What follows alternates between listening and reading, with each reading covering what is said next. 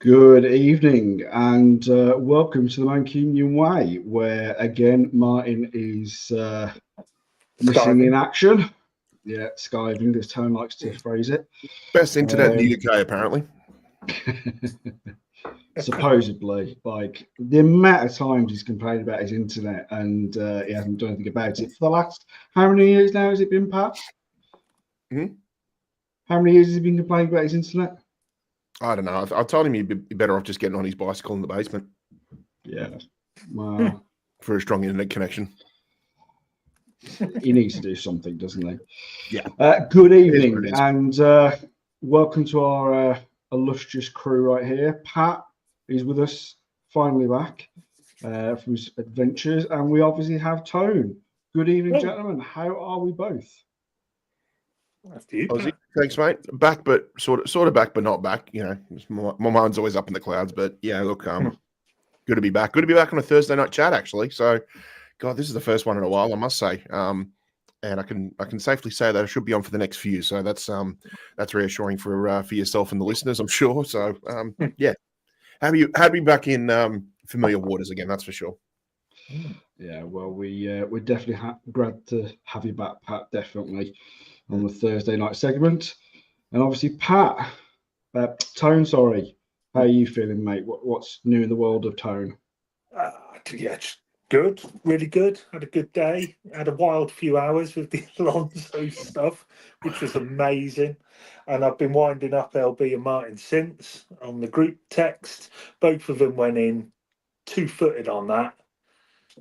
I was a bit more reserved, Stakler, did a bit of checking, see what was going on there.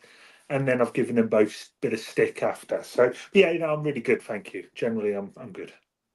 And I Good, hope and you I are. hope I am. Thank you very much, Mm. and I hope everyone in the comments and is watching us is well too. Yeah, we'll talk briefly about the Alonso stuff. Obviously, it broke this afternoon or whenever it was. Was it this afternoon, Tony? It broke.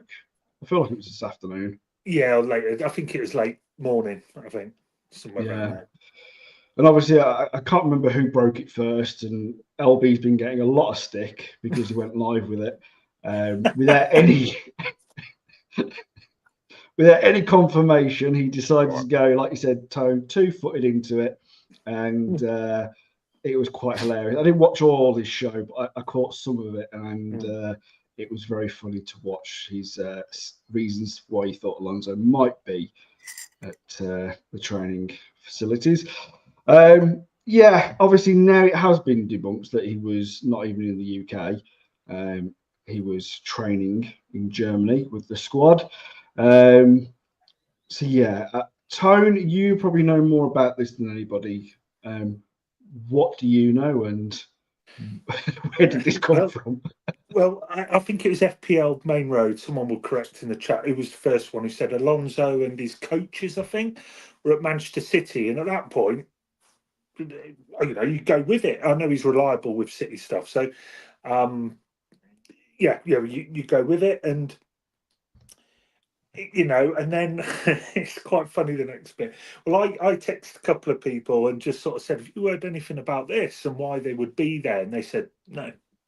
And this is people that work and someone who knows people at City, so can check with City, like as an official line with them. So they checked with them eventually because I kept pestering saying, I don't know, there might be something to this. There might be, can you just, do your bits. And so they checked and City denied it.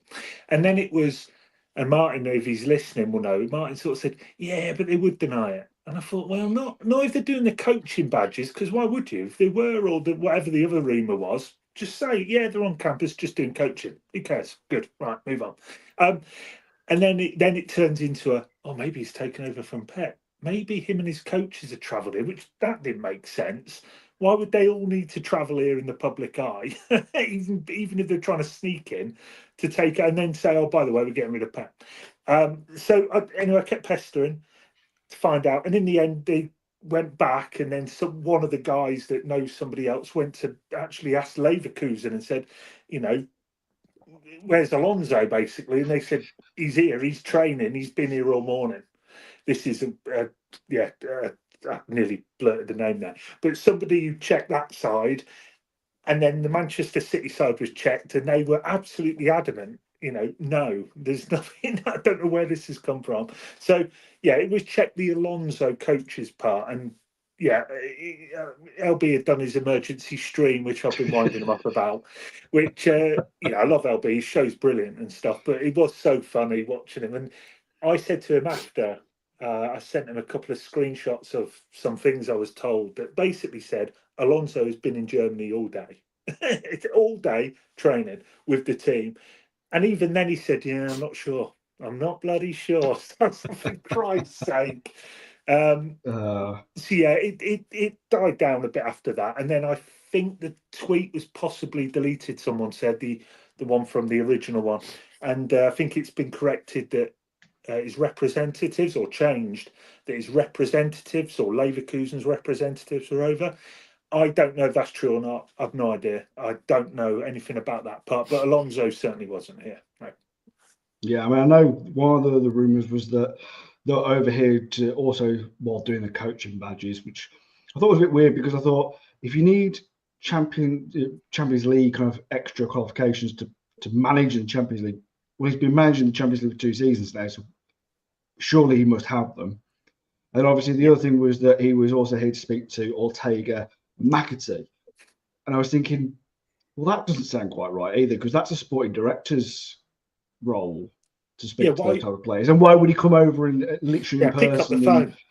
Yeah, it all seemed a bit fishy to me, and that's why I was very sceptical. But again, we all love LB, and we applaud him, because he goes with it, and hell or high water, he'll sink or swim with what he's putting out there. So to be fair, Ozzy, to LB, he's only going with the rumor and the speculation, and he's always clear with that. He's basing it on what we've seen. He's not out there saying this is factual. He's just doing what he does for his channel, which is he talks about the rumors and things, which is fair enough. It brings discussion, and he's very good at that. Yeah, no, exactly. I think another thing people are missing is the fact that Leverkusen have the first match of the weekend. They play lunchtime on Saturday. Yeah. So do we. Yeah, that's not. Yeah, that's not something you want to be spending in another country when you got to kick off in 48 hours. Like, really? Yeah, 48 hours and he's over here talking with McAtee.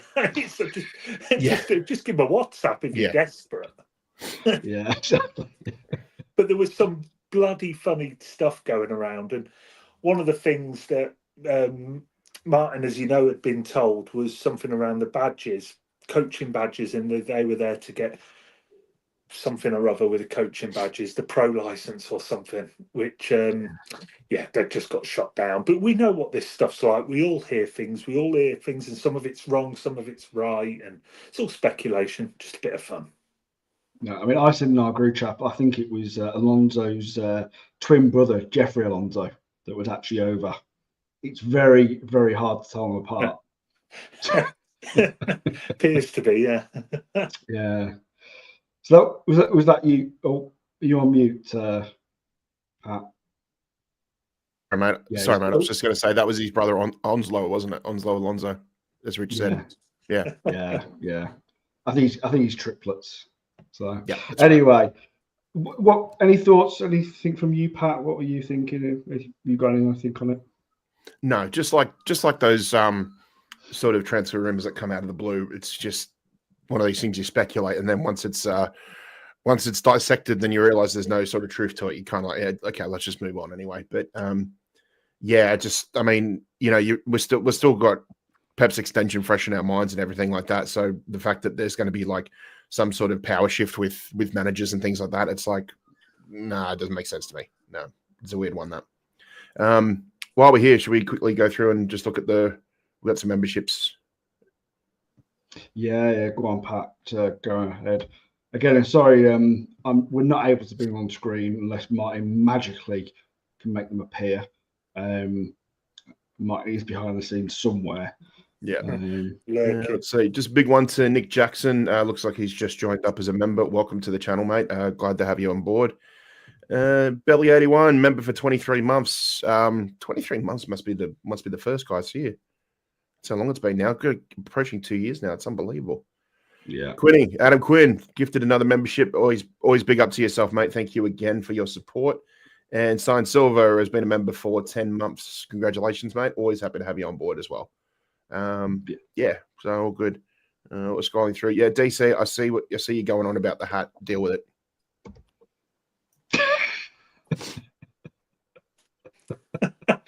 No.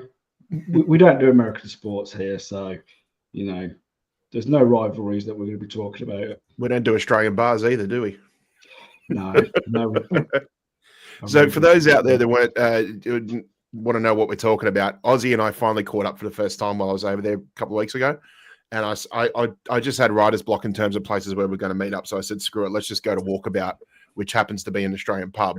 But then we walked in, and before he even said hello, it was like I couldn't even hear myself think. It was so loud in there. So we just went next door to the Weatherspoons and just had a good old time, wasn't it? Yeah, we did indeed. Yeah, that Aussie bar was tragic. I mean, I've been in a few of them in the past, but it seemed that was even worse.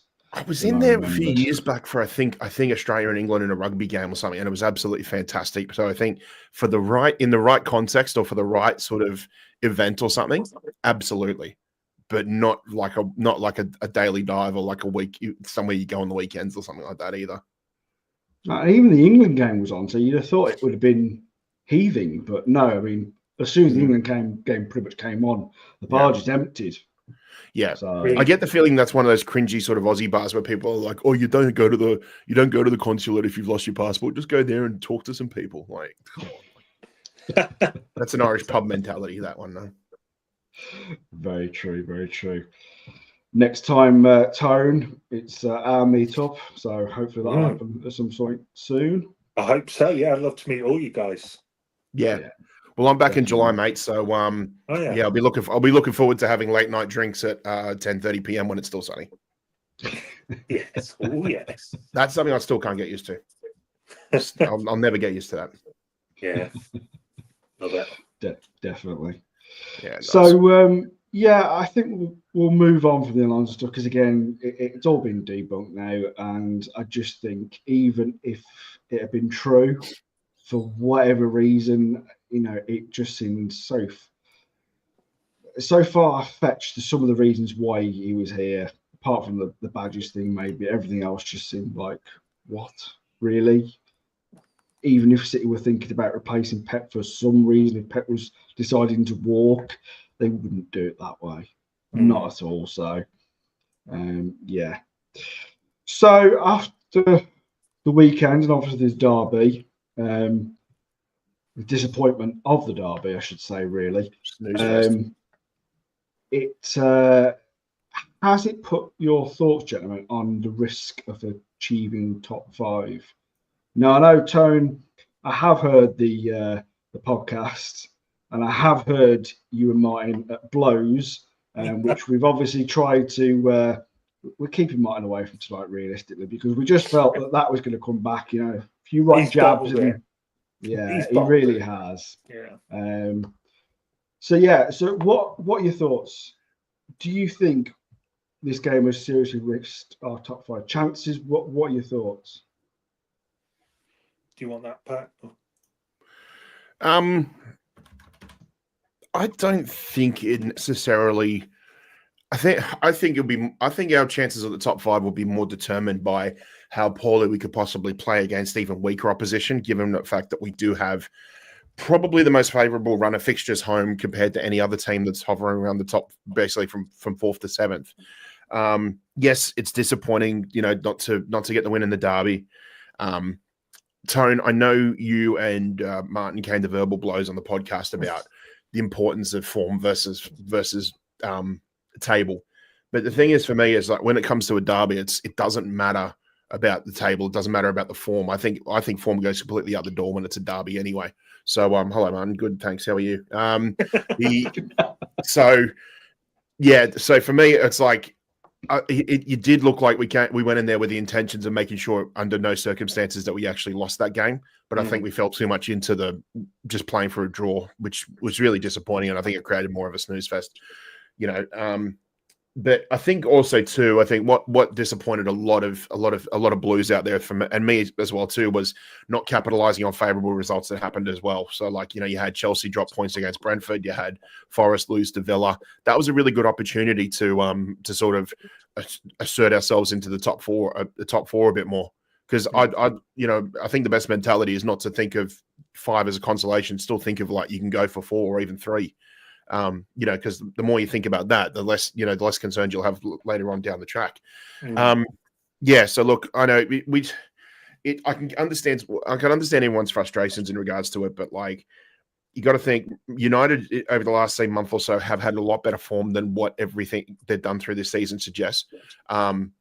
You know, it's easy to look at the table, but again, it's a derby. You know, they could be in 19th position, and we could still go in. We still go into the derby with uncertainty. You know, so look, I think the less said, the better, because you know we all just want to move on from this game, and hopefully we can have a really, really good run of form for the way home, where we're not even worried about trying to clinch 5th place. You know, on the final day at Fulham or something like that. I just want us to, you know, maybe not brush us under the rug, but just sort of forget about it, leave it in the rearview mirror, and just sort of move on and just, you know, worry about what's ahead of us. Again, this is another thing why it's a damn shame we're only playing every 7 days, because one thing this club did when they played every 3 days was that any poor performance, regardless of what the result was, it would be in the rearview mirror, even like literally a day after that game was finished. They'd be all focused, all the time and energy and resources would be focused on the next game. And I think this squad, I've said for years, I said the squad is the best this squad is best when it plays every 3 days, not every 7 days. So I think that can also be a factor. But yeah, look, I'm still have every confidence that the club will get top 5, and yeah, let's just move forward and move on with Palace, and yeah, just keep a good string of get a good string of results going for the end of the year or the end of the season. Just to pick you up on something, Pat, that you just said. You said this current squad. Are you saying that if we were playing every 3 days, this current squad would be able to handle that right now? Not necessarily handle it, but I just think that well, I've said before, like with all the previous squads that we've had when we played every 3 days, is there are players out there that prefer to play every 3 days. I remember Mahrez came out and said it publicly as well. So there's a lot of this squad that's still reflective of what, you know, previous seasons we did when we were going deep in Champions League runs as well. So yes, there would be players. I don't know how good our form would be, but there are a lot of players out there that would prefer to play every 3 days, just because it means that there's less start and stop. They can basically use matches as a way to just maintain their fitness and of course to keep their match day form as well too. You know, this team isn't primed to play every 7 days, or hasn't been primed to play every 7 days for the last, say, 5 years or so. So for some of these players, it would be very much uncharted waters, and I don't know if it has any sort of effect on their form when they come to play every weekend. But yeah, look, it's just one of those things where I think as long as we just focus on FA Cup and just put our, you know, eggs in the basket for top 4, top 5 in Champions League, like, you know, I think we'll be okay. But just every 7 days is something that we haven't been used to. And I think it's just something that maybe we have to accept, that the form may not be there that it has been from previous years, but I think we just have to find a way to grind out results. You know, we're at a point right now where you got to think in a different context. It's similar to having to win 14 in a row in 2019, having to win 9 in a row last season, having to go on a run in the treble season. It's, don't worry too much about the performances. Just, did we get the 3 points after 95 minutes? That's all that matters. I wouldn't say win at all costs, but we just have to just get across the line. Yeah, just before I bring you into it, I mean, for me, if I'm being brutally honest, I don't think this current team will be able to play every 3 days from what I've seen. I just don't think we've got... You only have to look at the team that Pep put out, and I think even if those all hadn't started and you had all the youngsters out, you know, I just think we still have to rely on the Unks. I don't feel that they'd really be able to go deep every 3 days in the current competitions. And I think I just look at the table, and even though you said, Pat, that you look at our fixtures ahead and you say, on paper, these are teams that we should be getting results from. The problem is a lot of these teams that we've got to still play are doing quite well. Yeah. You know, they're not languishing in the bottom teams. You know, these are teams where we've had issues in the past when we've been at our best. You know, and I just feel that game, it felt that it had gone out for Pep had just decided we're going out for a draw. We're just going out there to get a point. Mm. You know, that's the way it looked to me. You know, it just felt before the game when the team was announced, during the game, and then everyone after the game. It was just like, thank God we got a point.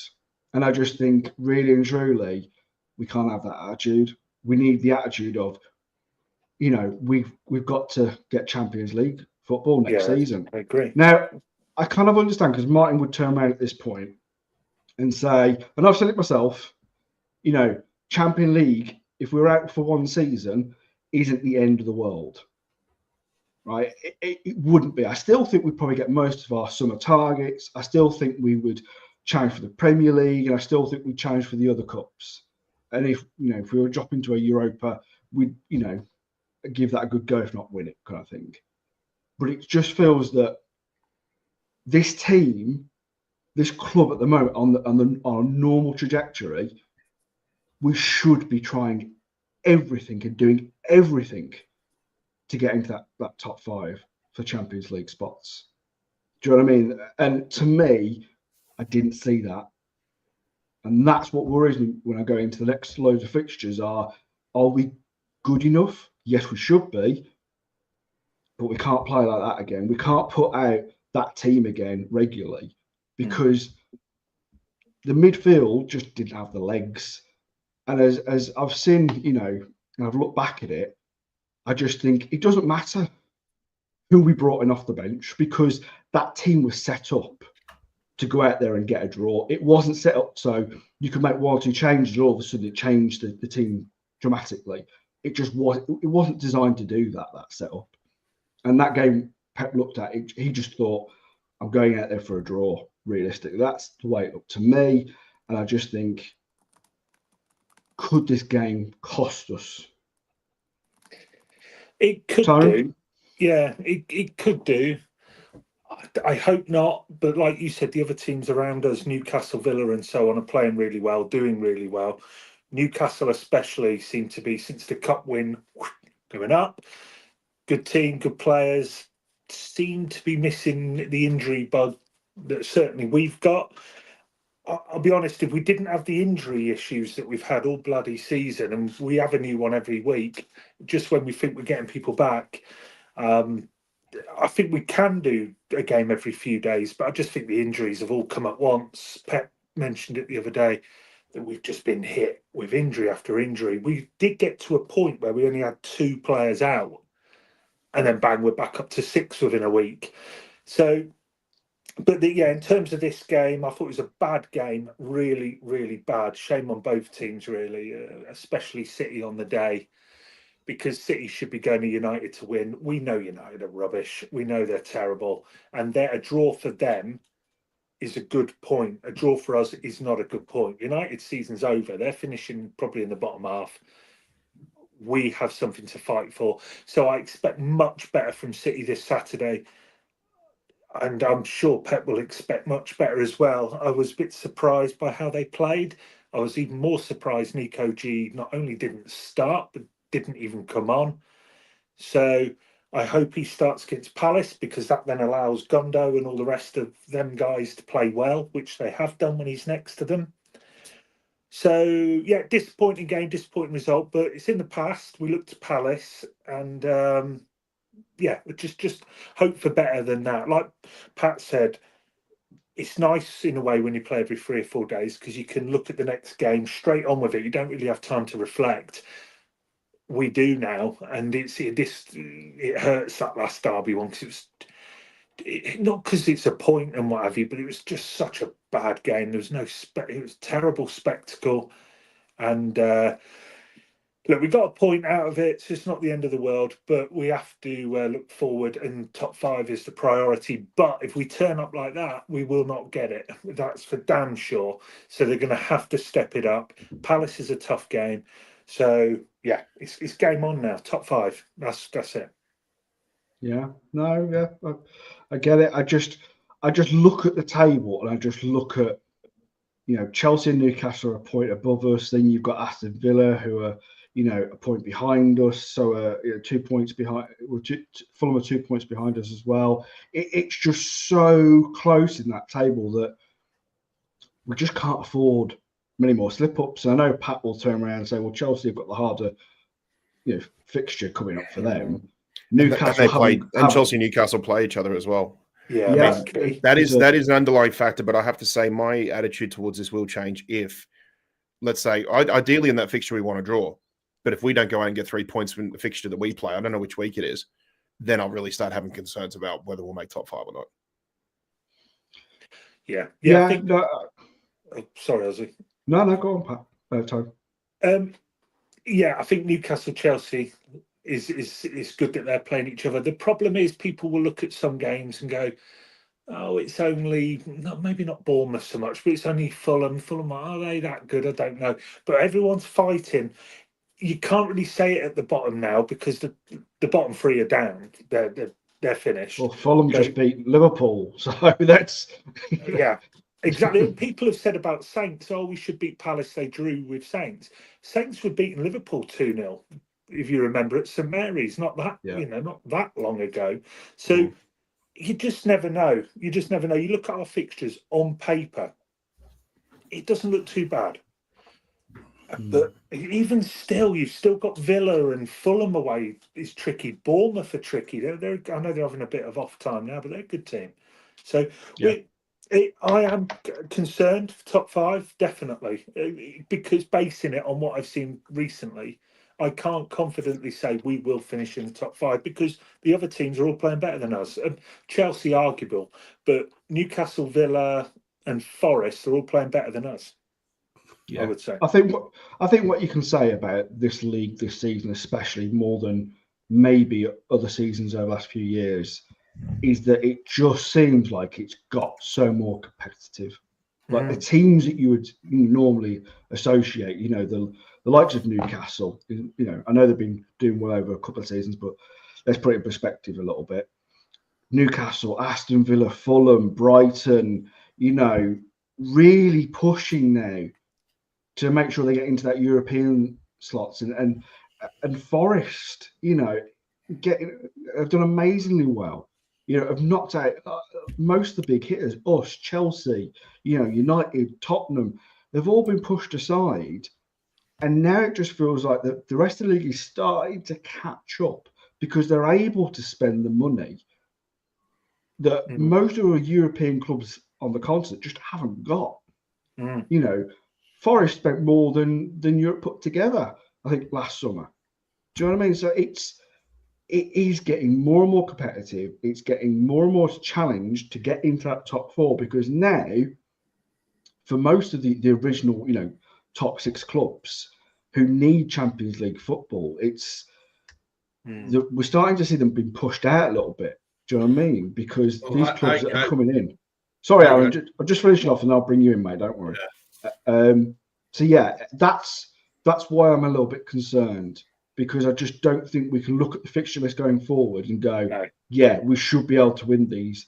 We need to be playing, as Pepper's always said, the next game is just the next game. We need to be winning it. We need to go out there, that mentality. Alan, great to have you on, mate. It's been a while. Late, guys. I actually woke up late this morning with all the time differences being thrown everywhere the last couple of weeks. So I do apologise. Hi, guys. Right, mate. We'll forgive you this time around. Hi, Tone. I was listening to your show on podcast, Tone, this week. Good. With you and Martin I'm debating whether we're good enough or not. And I'll be honest with you, Ozzy's right what he says, but other teams have spent well, but they've not just spent well, they've bought well in the teams. That is the key. It's all right spending money, look at United, but they don't spend it well. Now, I personally think the club has to be held in account to our situation. They haven't spelt well in the last couple of years. Some of the players that we've bought, I'm not going to mention names, there's no point in doing that. Because we know who you're going to say. Yeah. And we've been there, haven't we, Alan? So. No, but they're not good enough for us to win the league. Simple as that. They're good players, but they're not that top level going to we can win the league. Now that doesn't mean we buy world-class players. That means buying players that are going to get to that. And I think the players that we've bought are not going to get to that. Yes, we've had injuries. The club also have not regenerated an aging team at the right time.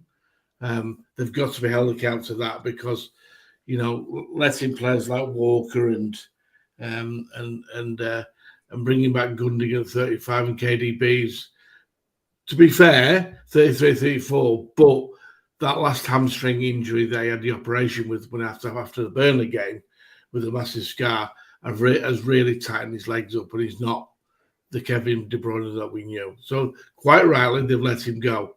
So yes, we're in a transition, but some of the players like the wingers we've got, the wide players we've got, I'll be honest with you, I only rate one of them. Out of four we've got, I rate Oscar Bob as potentially be able to reach the top, right? The rest, I think, are good players, but that is all they are. I think that's slightly a bit harsh because I think Savio, it's his first season, and he's been thrown at the deep end. I think if Oscar Bob hadn't been injured, I think we'd have seen far less of Savio this season. Yeah, I'd agree with you. But Doku and Grealish have been a massive letdown, in my opinion. They're not good enough. Listen. They're not good enough to win the league. They're not good enough to win the league. What I'm gonna say about Doku is, for me, and you can all have your opinions on this, but this is where I stand with Doku currently. His first season, he came in. I give everyone the first season to fit in because most players don't hit the ground running, especially under Pep Guardiola. We've seen it so many times before. Now, you can argue this is his second season, so he should be been doing a lot better. But we have to remember the whole team has basically fallen apart. There isn't one player that we haven't criticised. Do you know what I mean? Yeah, really and truly. Let's be honest. So I think when you're looking at where we currently are and where we were in December, January, I just think we may have to give some players a bit extra time to have that extra polish to get better. I'm not going to argue that that Doku does need to improve. He does. He has got to show that his end product he can do better with. He's 22. So. He's 22. Now, if you look at someone like Vinicius Jr., when he first went to Real Madrid, his first few seasons, he was god-awful. You're going to ask the Real Madrid fans. His numbers were nowhere near good enough. It took him time. You can say that about Doku. Give him a little bit more time. He is someone who's coming at a young age, and we're expecting so much from him because I think most people have looked at him and gone, his footwork, his flicks, his tricks, he's beating a man. You think suddenly he should be doing a lot more. Yeah, I get it, but you've just got to remember he's still young. But Ozzy, if we not finish in the top four, which I don't think we will, I'll be honest with you, I don't think we're good enough. Get it. Right, listen, finishing not in the top four. The wide players that we've got don't score goals, not enough anyway. Their end product is poor. Haaland's service is poor. Right? If we're a club that have got aspirations to challenge every single season, which they have, let's be honest, they have. It's not good enough, mate. And that's the people responsible for that are the people above, and that includes Pep. Yeah, I get where you're coming from, Alan, but I'm just going to put it on the players just for a minute and say that with Doku and Savio, they're young, up and coming players that I think have got still so much to give, and we need to give them a bit more time. I think the likes of Jack Grealish, who has been played out on the wing most of his City career, he hasn't been at the races, and that's on him, and that's on the club, and we get that. Do you know what I mean? And then we've had Bob, who would probably be on the ring as well, who has not been fit because he broke his leg at the beginning of the season. So you talk about the wingers there, traditional wingers, not talking about the likes of Foden, who played out on the wing that hasn't had a good season. Then you look at someone like Bernardo Silva, who played out quite a lot on the right throughout his City career. He's been pretty much dog shite most of the season. So again, you just look across the entire team, and yes, it hasn't been good enough. But you've got to think about why the reasons this is. And I agree with you, the club are responsible. Pep's responsible at times for some of the decisions that he's made. But as Tone kind of was starting to allude to earlier, if this was just happening over a few seasons, I would be like, oh my God, yeah, I'd be calling for heads. It's one season and we're in sixth, currently. But, we're not far away from our objective to get into that Champions League spot. We're still in the FA Cup. Can I add something too? I think a big key to how successful I think Doku and Savio would have been this season is actually Martin, I'll keep doing it.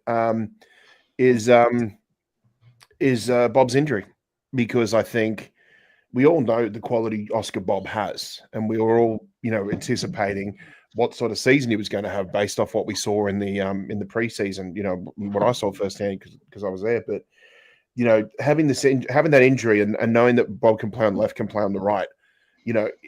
If he hadn't had that injury, we know that he would have taken a lot of that early season form into the season, and he would have actually played. He would have been probably one of our best players, just given off what form he was showing for the start of the season. But I think also too, that form would have also been some very, very healthy competition for Doku and for Savio. And I do feel like if Oscar Bob had been able to stay healthy this season, I think we would have seen a lot more effectiveness from Doku, a lot more effectiveness from Savio, because I think they would have taken their opportunities rather than knowing that pretty much, if Pep's going to be playing like expensive wingers, starting them week in, week out, they know that they're pretty much going to be the first two names on the team sheet. So I think having Oscar Bob in there would have mixed it up a little bit and made it competitive as well, just like we've had in previous years where, we've been able to move around with Doku and Jack Grealish, or we've been able to move around with Sterling and Sane and things like that. And, just mixing things up and making a healthy competition. So I think that was a big thing too, why it was lacking. So again, nobody's fault. It is what it is. Injuries are injuries, unfortunately. But I think that would have just changed the perspective, maybe changed the dynamic a little bit in terms of how our wingers would have played, or how competitive it would have been for positions in the wing over the season. Can I pick up on some of the Doku stuff as well? I mean, I'm not a dictator like Martin. I'm not going to tell you what you can say and what you can't, mate. So you don't host like me either, bitch. Carry on. Oh, dear me. Oh, it speaks. Yeah. Bloody hell, he's having a party in his caravan. That's tomorrow night when the swingers come over. Oh, I bet it is. Those clubs in Brighton you like, so I hear. Anyway, is it Jackie in a taxi? Yeah, and that. Oh, Jackie. Tits out, Jackie. Oh no! Oh my God! If I'd have said that, I'd have been getting a bollocking after. You know that, eh? Give yourself. You can be quiet. Martin. You can be quiet. Alan, you've been doing moonlighting on every other fucking show for hours, so you can be quiet. Oh, I'm here, Alan. Stop whinging. It took you 2 weeks. Anyway, Alan, you're Mr. Moonlight, and Martin, you're Mr. Under the Moonlight. Yeah. Martin, pipe down a bit. You go back to your caravan while Tone speaks, please. Is he in the caravan? He is. What was the Guy Ritchie movie? Really? I fucking hate parkies. Oh yeah, what was that? Match. Yeah. I caravan for that. That's good. See how much I apologise to any of the travelling community that are currently listening to this show. Alan and everyone else is just totally. Well, obviously, Martin, they've got better Wi-Fi than you, so yeah, exactly. Probably a nicer caravan. Well, I can't remember hotel, my what ass. I was saying. I don't even. Oh, Doku, yeah, Doku. Do you know the boss goes away and the mice will play? He will. Now pipe down, let Tone speak. Stop interrupting him. Bloody Doku. Bloody Doku. He's always Yeah, go on, the slightest because on the pod. go on, finish. You carry on with Doku, because I'll have 10 minutes in a minute. Off you go. All right. Okay. Well, I was just going to say, Doku is still young, and you know, it was alluded to just now that everyone's been a bit off. You know, Guardiola, I think, has probably been our best player this season, but you know, everyone, and also I think it was Nick in the chat. I can't see it now, but he said about players being in the box, and he's quite right. And this has been brought up a lot. Is that when Doku and Savinho get in these good spots? If you look at the who's in the box, 1 to 2 players, we have free kicks 30 yards out. There's one I can't remember who it was that we played a couple of weeks ago. Only Haaland was in the box, and it's like corners sometimes. There's no one in and around the area, so I don't think they're helped with that. Their stats are poor, the numbers are poor, the goals, assists, all that. And Doku, I mean, and Savinho. To be honest, I'd put them both in the same bracket. Yeah, so they've got to be better. I think they will be better, but I don't think they're helped with the rest of the team. Yeah, I mean, I think the problem is Gundo and Kovacic need some wheels on those Zimmer frames to speed them up a bit. Oh, can I just mention before Martin jumps in here? Pep's comment. You weren't as late as mine. So. I've been waiting for this. Pep's comment about Nunes. He's not good enough in the central midfield areas. We bought him as a central midfield player, so get rid of him. Jesus, and he's not a fullback, that's for certain. Right, okay. Tone. Yeah. Savio was 20 million £20 million. Okay. Doku was 60. Yes, I will repeat that again. 6 and a 0. 60 million. I didn't realise we were going out buying speedboats. Thought we bought footballers. Yeah.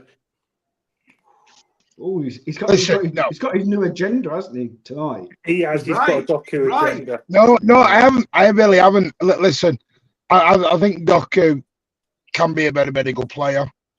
I think he's probably got one more season. And then, because, listen, if we're going to have the same energy here, we gave Jack Grealish 3 seasons before we all gave up. So, I think it's only fair Doku gets a 3rd season. But he's got to produce, and from what we're hearing could happen in the summer, I'm not sure Doku's even going to get the bloody, oh, shut up you with your 55.5, my ass. Right, listen. With that odds. It really is. But the serious thing is, and by the way, I've listened to the first 5 minutes. You're getting owned in a minute because you told a pack of lies earlier over that Alonso stuff. You pack of lies over Alonso on me. Absolutely. Anyway, I've got the WhatsApp messages to prove. What, that you were at the CFA? No, I was not at the CFA, and neither was Alonso. But so you were anyway. Driving the black van. But no, listen. My issue with Doku is, will he get in ahead of the rebuild? And when I mean get in, will he get a starting berth? That's my issue. I'm not sure he will. I'm not sure, because if you go and get Morgan Rogers for me looks a better all-round player right now. Mm-hmm. Yeah, that's a good shout. So, Doku either has to step up or he's going to spend some time on the bench.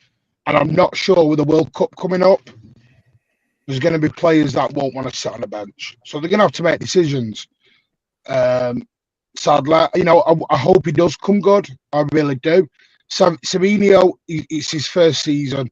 He came with a bit of a dodgy, is it patella, toe, shin, whatever it was, dodgy knee. Something anyway he came with.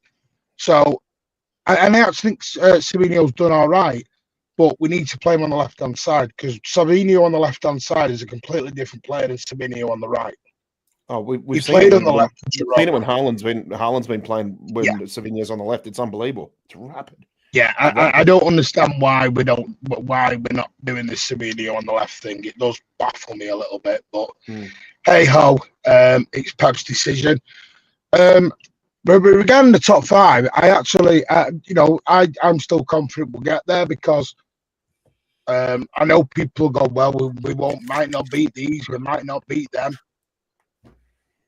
I honestly think if we get the 11 right on the day, I think we are capable. I think we've become stronger defensively. We're now keeping clean sheets, which is something we haven't actually done. We're now 4 undefeated, 2 clean sheets on the bounce.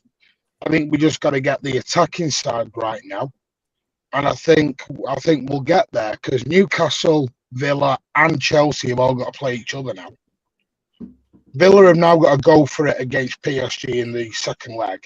They're still in the FA Cup and they're still fighting out for the top 4, top 5. They're simply good for me. I think Villa will run out of steam. Chelsea, they've got. I just think they're a mess as a football club, top to bottom. They've just been charged with UEFA, etc. Now, Newcastle, I think it'll be us and Newcastle that get in. I think it'll be Chelsea and Villa that drop. In 5th position, I think he's fine. I understand people are very angry this season. They're very emotional. But when you sit back and look at it in a cold light of day, yes, errors have been made. But to get top 5 on the back of what we've done for 4 years straight, they're knackered. The rebuild's coming. And I think I'll be straight with you. Pep Guardiola is what will make us get top 5 if we get it. If we've got any other manager, we're literally mid-table. We're literally mid-table. And that's my honest belief. I agree with that statement completely. So, yeah, just bring it on. I'm excited for the summer. I'm excited for the rebuild. I'm excited, look at the names we've been linked with, the young, the hungry. If you can get Verts and a Gibbs White, if you get a Gibbs White and a Morgan Rogers or whoever it is, I think City are looking at it because I think City are going to go all guns blazing at this window. And I'm excited for it. They need players to go, though. That's the thing. They've got to get rid of some as well. Nunes, bye. Yeah, it could be. Yeah, Kev's going. Bernardo may go. Kovacic may go. Who's the other one in midfield? Gundo. Grealish. There's a lot of experienced players, though, isn't it, to go out the door? And we, again, as me and Martin have said for the last few weeks especially, we've got to remember the English quota on this. We let some of these big players go. We've got Walker as well, who's more likely going to go. You've got to think. Yeah, I don't disagree with that. We need the rebuild. We need the refresh. We need to bring players in. But you bring in so many new players. If we were to bring in 6 or 7 new players, that's a lot of players to get into this team and to get them up to the standard we want them to be. Do you know what I mean? Are we going to have to be realistic next season if we were to bring in that many players to go? Are we realistically going to be challenging for the league, the Champions League? Aussie. That's Pep's and Cheeky's fault. Hang on. What happened the last time we did a rebuild?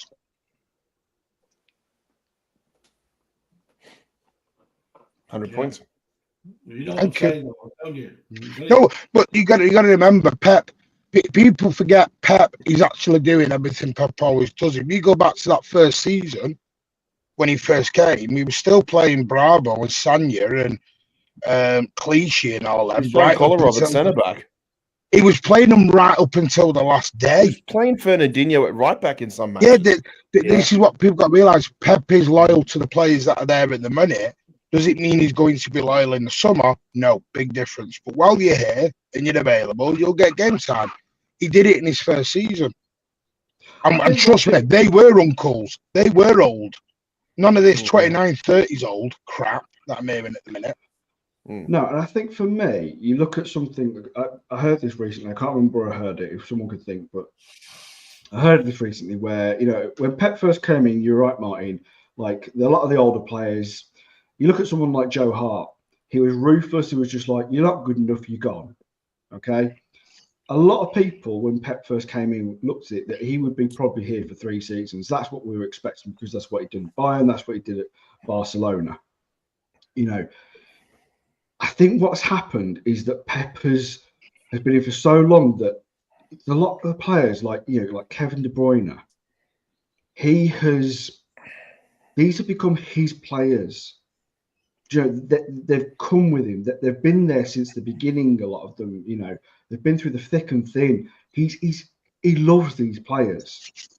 Do you know what I mean? So for him to turn around and drop them like they're yesterday's paper, he's just found that so difficult to do because he's never had to do it in his career before. Do you know what I mean? He's always been there for a few years at Bayern, at Barcelona, where all these teams have been pretty much at their peak. And now he's having to say goodbye to a lot of these players that have done everything. They've run through brick walls, some of them.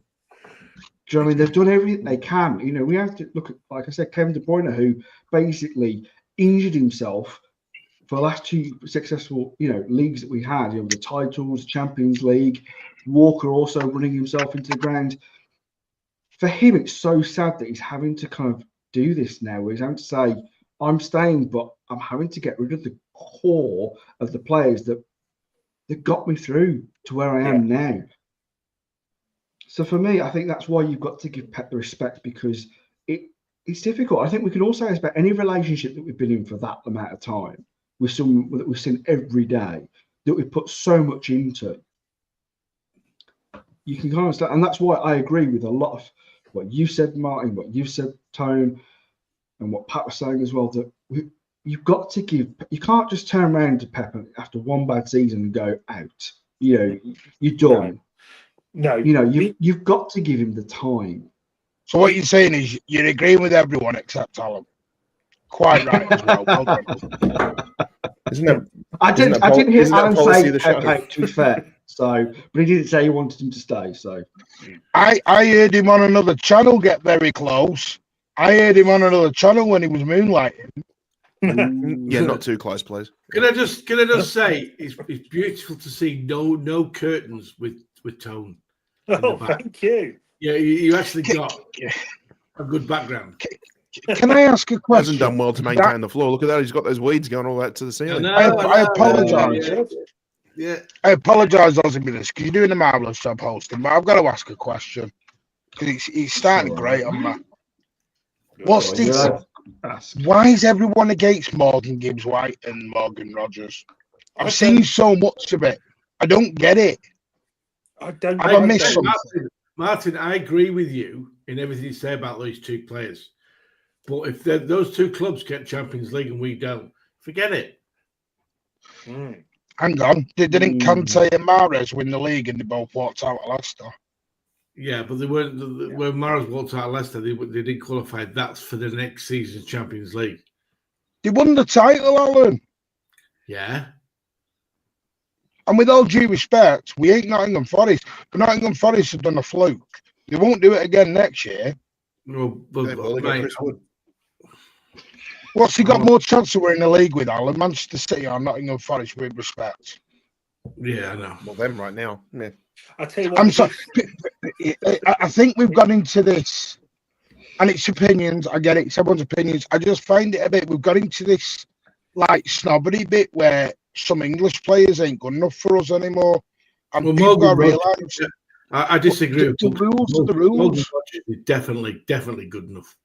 We need to buy homegrown players, and I'm sorry, Morgan Gibbs-White is a major reason Nottingham Forest are currently third in the league. Well, he's the main reason they are, I would say. I've Chris Wood as well, of course, he's been really good. But get Chris Wood in the team. Oh, he makes his debut on the channel, and he's about to get booted on his first night. I'm a big fan. We've been saying about Morgan Gibbs-White for a while. Quite a while, and City have been interested in him in a while. And I think of all the players we've been linked with, all of the names from what I've heard, if you said name me one you really think we'll get, it will be him. I think City will go all out for him this summer, and I would be more surprised if he's not in a City shirt for next season. I think we're all in on him. I'm sorry if that deflates a few, but I really think City are in proper for Gibbs-White.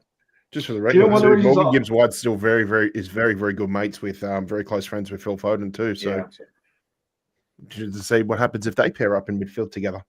Yeah.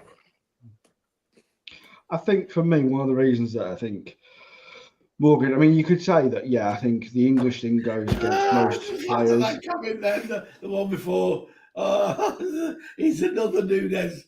Oh, dear me. Oh. Sorry, Alan, you're right there. Do you need a minute, mate? Yeah, That's what Alan, that's what the mute button's for. He's forgot. He doesn't know what a mute button is, Pat. We have to do it for him, otherwise we never get. Thanks, Alan. Thanks. Yeah, so I think that one of the things that I've kind of realistically thought about Gibbs White is that he's not that he's not good enough, but I think what a lot of people are looking at is he a direct replacement for Kevin De Bruyne? And what I would say is no, he's not. He's not a replacement for Kevin De Bruyne because ultimately you can't replace Kevin De Bruyne. You just can't, because he's one of these exceptional players that has come along and absolutely ripped up this league for the last decade. Do you know what I mean? He has been like what a lot of Liverpool fans feel about Gerrard, a lot of what Chelsea fans feel about Frank Lampard. You know, the list goes on of the greats that have played in the Premier League. But Kevin De Bruyne has been that for us. He has been that player. And to replace him is just impossible. You can't do it. Do you know what I mean? We could never replace. There isn't another KDB out there. There isn't. No. There are players who are close in some respects to some numbers, but then no one is a direct replacement. So then what you've got to look at is if Morgan comes in, how is City going to play with him? Then that's the most important thing for me, is how does he fit into Pep's system? Because we know he's a good quality player. We've seen that with Forest, but is he a player that can fit into a Pep system? Or do you have to mould him in some way? Now he's 25, so is he young enough to be moulded? Do you have to change the way the team play? Those are the type of questions that I would like answered, because I've not seen enough of him, in all honesty, this season. I have seen the stats, I've seen what he's done for us, but I haven't watched him as much as I'd like, apart from when he's played against us. So for me, those are the questions that I would want answered. Because for me, yes, I can see that he's quality, but realistically, is he going to be able to play in a Pep system? Can anyone answer me that question? Can anyone honestly say that, yes, we know he's a good player, but is he the right player to come in and play with Pep Guardiola in the Manchester City side? Well, I mean, Gibbs White's been on the radar for a little while, apparently. Yeah. So they obviously done some sort of scouting on him, and Pep must see something in him whenever they play Forest, or previously when they played Wolves. Must have seen something in this player. And again, you know, it all comes back to Pep sees things that we'll never say, you know, for lack of a better quote. But yeah, look, I think we have to, again, like most signings, when we have a bit of question marks over, and we sort of question it until we actually see them play under Pep. And you know, most times he gets it right, sometimes he doesn't quite get it right. But no, well, Alan would say he said the same thing about Nunes being a top quality player, and you know, he could see him in playing for City, and now his current comments are no, totally get it. But I mean, how many we've had way more hits than we've had misses too, Ozzy. So sometimes you don't quite get them right, you know. But it is what it is anyway. But look, big up to Alf, by the way, for the raid. Yeah, the other thing too is let's not forget as well, is like Kevin De Bruyne has been so important to this City squad as well too, that we shouldn't be afraid to go and buy two defenders to replace him. I think it gives credit to just how damn of good midfielder he is as well too, where if we need to replace him with two midfielders, then so be it. Because there were some games there he did the work of two midfielders basically. So you know, my thought's always been too as well. You're taking $400K a week off the books as well too. That's enough salary for two midfielders anyway. So yeah, look, if we have to replace him with two, and we have to go about, you know, a different way in which how we we score goals or get more assists and things like that, and then if we have to bring in two, then so be it. If Gibbs White's one of them, I trust Pep enough that he'll be able to get something good out of him. People have said we need energy and all this in midfield, right? We all agree with that. We need legs and stuff. Morgan Gibbs White brings that. I can't believe if he was bloody Spanish or Brazilian, the same player People Yeah, going, wow, that's my thing. That's my Morgan thing. Gabinho Blanco, yeah. Yeah, that's it. I know. Sorry, man. Like I know everyone's gone on the Birch train, but you need to accept. Because I'll be honest with you, I brought this last night. My understanding is I think Alonso ends up at Madrid, and if Alonso ends up at Madrid, there's a very good chance Wirtz goes with him. I thought he was on campus today. Yeah, apparently. Well, according to LB, it was, and he still does. By the way, LB is still telling me in tone that he thinks he was there. You heard it straight from the Horsfield's mouth. Even though me and Tone had confirmation by lunchtime that he was never there. Yeah. But anyway, never mind. Mark, that's why I know Tone's lying. Because I was on the phone with Tone at lunchtime talking about how it wasn't true. So he's lying little sod up there in the top right, little sod with his fishing rod going for a dip. But no, listen, I think people are getting scared because they're seeing Morgan Gibbs-White as the KDB replacement. And Martin, too, they're hyping up Wirtz because they know Wirtz, majority of people would agree that Wirtz is the closest thing to a KDB replacement. But Bugs does not agree with you, Martin. No, and that's fine. Mate, people can have their opinion. It's fine. I get it. But if people think we're going to build this Galactico squad, then they're in for a shock. Yeah. This is a rebuild. We don't build Galactico squads. We create them. Yeah. We create them. I don't know where this has come from. I don't know. We have to buy homegrown players. I'm sorry. Those are the rules, ladies and gentlemen. We have to do it as well. We can't have a squad of 25 foreigners. I know some of us have still got PTSD over. Has Ozzy gone really dark there, or is it, mate? All right. I can see him now. But I get everyone. I personally, I think a lot of people have got PTSD over Calvin Phillips. And I think they're like, that was the last good English player we bought, and we spent a lot of money, and look what happened. I get it. I understand it. But I'm telling you now, Morgan Rogers is an absolute baller. He's gone away from. He's done it the correct way. He's gone away from City. Yeah. He learned his trade at Blackpool. Carried on his career at Middlesbrough, and then went and got his deal at Villa.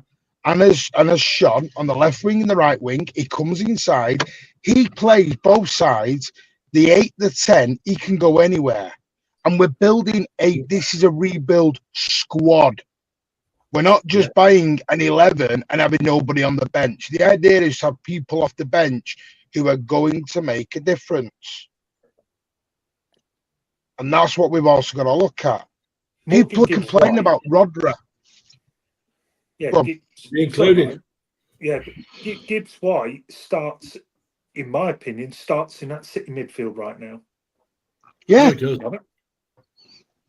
You know, if he's in the squad Saturday, he plays. Right, can I ask Real Mario a question? So, yeah, it's quite right. You said Wirtz and Cherka. So how do you get around the homegrown problem, Real Mario? Genuine question.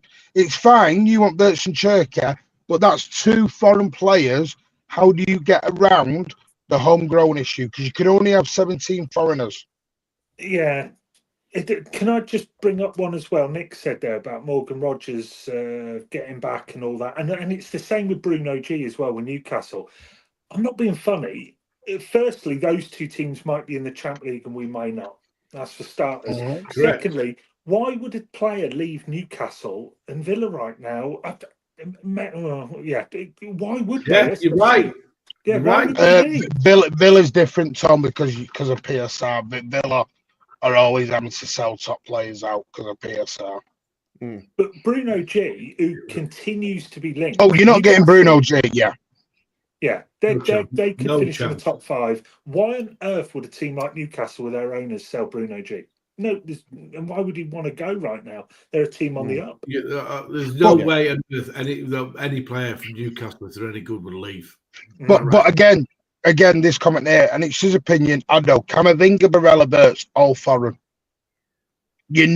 People are not bringing in the rules that we've got to follow. And by the way, I told that last night. Camavinga is no longer. It's not on the list. Ain't happening. Move on from Camavinga. The thing is if you go back to what we said earlier about the amount of foreign players we've got, and it would be 1 in 1 out. So if we were like get some, Gundo, Kovacic, Kevin De Bruyne is obviously going. That's 3 slots already that open up. If Bernardo Silva is to open up, that's another slot. So there are ways of bringing in players that are foreign. We're not saying that everyone has to be English, but No. you have to. You can't forget that quota we still have to have. And I think when someone like Morgan White, now, I mean, I've looked at his stats and, they're not bad. I think he scored 5 goals this season, 7 assists. Last season, it was 5 goals, 10 assists. Season before that was 5 goals, 8 assists. So he consistently, he's getting some good numbers. Yeah. They're not bad. They're not brilliant. They're not like Kevin De Bruyne numbers. But if he was playing under Pep and to be trained under Pep and to play in no offense to Forest, but to play under better players every day, learning from the likes of Foden, from what he's done and, other players, then his ceiling can get bigger. Yeah. Do you know what I mean? Miami Snoopy made a good comment there before where he said, he's had 5 goals, nearly 10 assists in a team that doesn't have a lot of possession. You've got to see, I mean, too.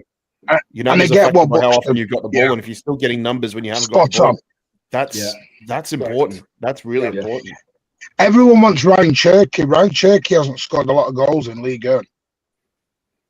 No, I think, to be honest with him, like, no offense to the people who are putting his name out, but for me, he always seems like he's great on FIFA. He's one of those players that you can play. He looks wonderful on FIFA, but realistically, he's been touted for how many seasons now that he's this next up and player, his next Neymar, all that rubbish.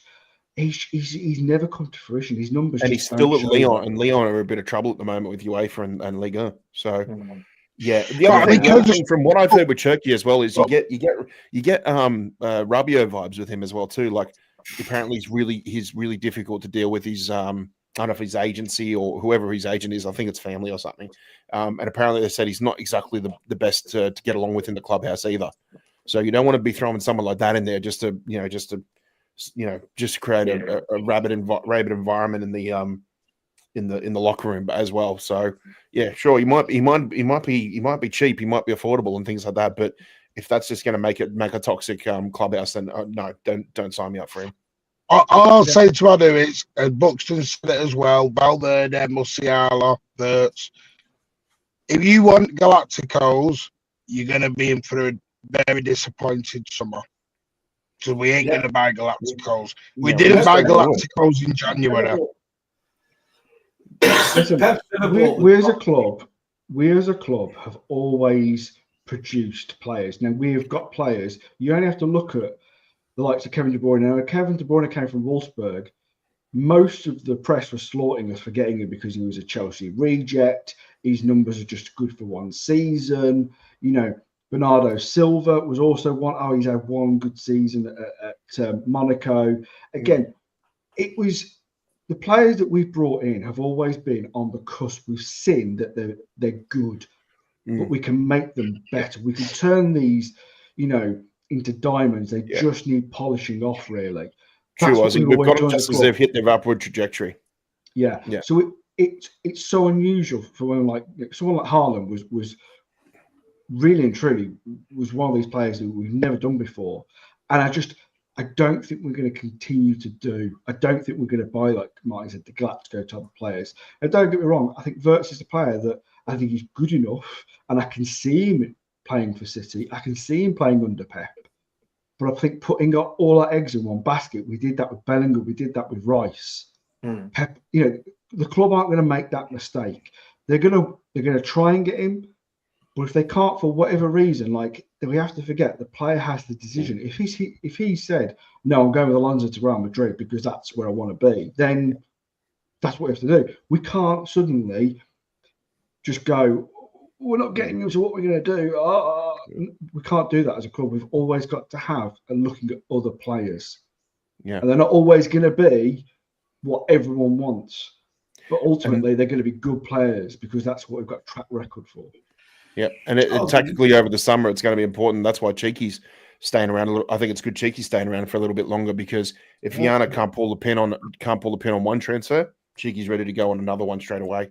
Because you're right. I don't want another Bellingham. I don't want another Declan Rice situation where we eat up half a summer transfer window trying to get the big midfielder through.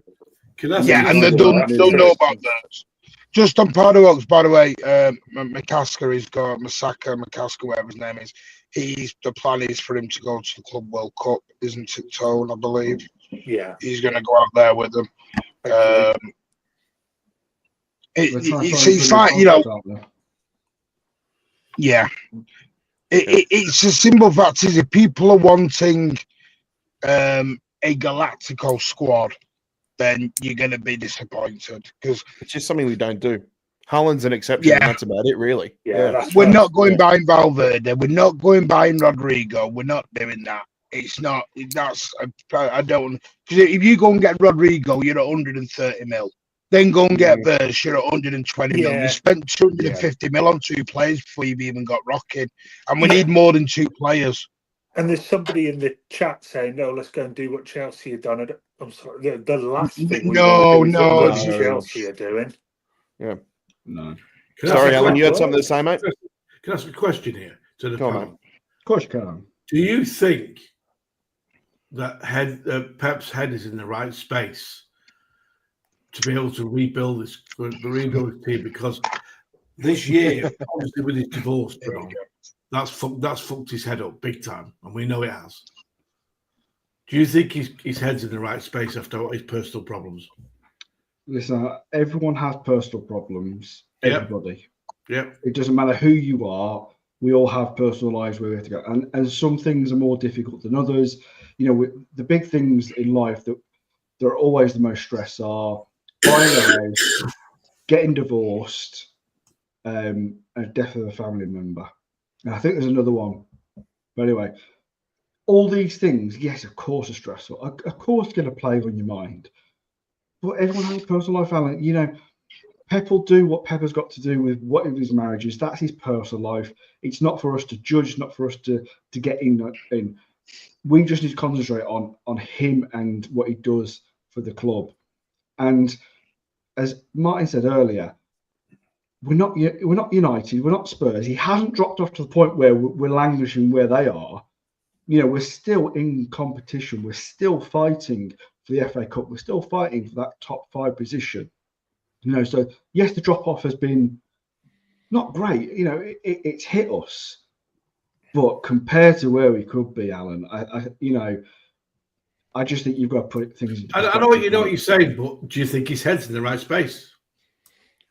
Well, if it isn't, we can only speculate. But if it isn't right now, you think that we've got a good summer to look. He's got a good summer to look forward to, where he can clear his head a bit more. He can go and spend time with his family. He can go and spend time, if he has to, just go and spend time with his wife. Because I know from what you can see, they still spend time together. But I think a good summer, a little away from football for a month or two after once USA's wrapped up, will only clear his headspace even more. Okay. Yeah, just respond to how he says it. No, but you're all presuming you're getting Bert's house. If you don't get Bert's, what do you do? Yeah. And when we signed De Bruyne in 2015, he wasn't Galacticos anyway. And by the way, Ado, can you be a bit respectful, mate? It's your opinion, but don't call other people, please. Have a little bit of respect. Yeah, we've all got opinions here, you know, and whether you agree with someone's opinion or not, it's still valid. Do you know what I mean? Just because you don't agree with it doesn't mean 10, 20 other people in the chat do agree with it, you know, so... You agree to disagree. You're the majority. It's easy. Yeah, agree to disagree. That's all you need to do. Exactly. I mean, we're going quickly back to Pep. You know, when you talk about something like a marriage, Alan, you have to remember that a marriage doesn't break down just suddenly. You know, most of the time it's a prolonged experience. You know, he's been bad for a while. So if he's been bad for a while and it hasn't affected him winning, you know, 4 in a row and the treble, then you know, I would question about how much it's affected him. Yeah. I mean, going back to transfers, because I want to get off Pepper's mentality, because I don't think we need to be getting into that. You know, today I saw that we were linked with like Rafinha. You know, and I think we were also linked yesterday with the other Barcelona winger, the young bloody, kid. yeah, they want Lamine Yamal. How much were they saying they're going to Yeah, pay? and they were talking about 200 million euros, and I was just like, Jesus. Yeah, Christ. that's a lot of Normally- garbage. yeah, That's and nonsense, yeah. it is nonsense, and that's it. I mean, usually we have these things during the international break and when we're coming up to the windows and stuff for the summer. But I mean, I love the right idea of having now- Lamine Yamal, but at the same time, I don't like the idea of giving Barcelona a single euro. no, exactly. I'm with you, Pat. I just think when you hear these rumours, people suddenly get very excited. Oh, we should get these players, and the likes of this, it's just not going to happen. You're going into the You FIFA know. verse then. It's all FIFA. Yeah. Ozzy, can I just explain the Yamal deal? 20 million on the fee. Yeah, something like that, wasn't it? 50, you're talking 30 million on an agent's fee. What? Yep. 20, 30 million, 40 million on a wage packet. City are not going to dump 90% of their PSR on one player. Yeah. If we were This in is a what I mean. position where People are getting really silly. Yeah. if we were in the position where we didn't need to do a massive rebuild in the summer, and we just needed maybe one player, I'd be like, yeah, if City are going to think they can get the player, then why not? He's a very talented player. I would love him at City. Barcelona need the money. As you said, Pat, I don't really want to give them money, but regardless of that situation, just on the player, of course I'd want him. But with the rebuild we need to do, as Martin, you just said, we're not going to spend pretty much most of our transfer money on one player. It's not happening, that move. It's just not Why are even we, worth why a are we discussion, talking about in this? my opinion. I think Why are we talking about this subject of him?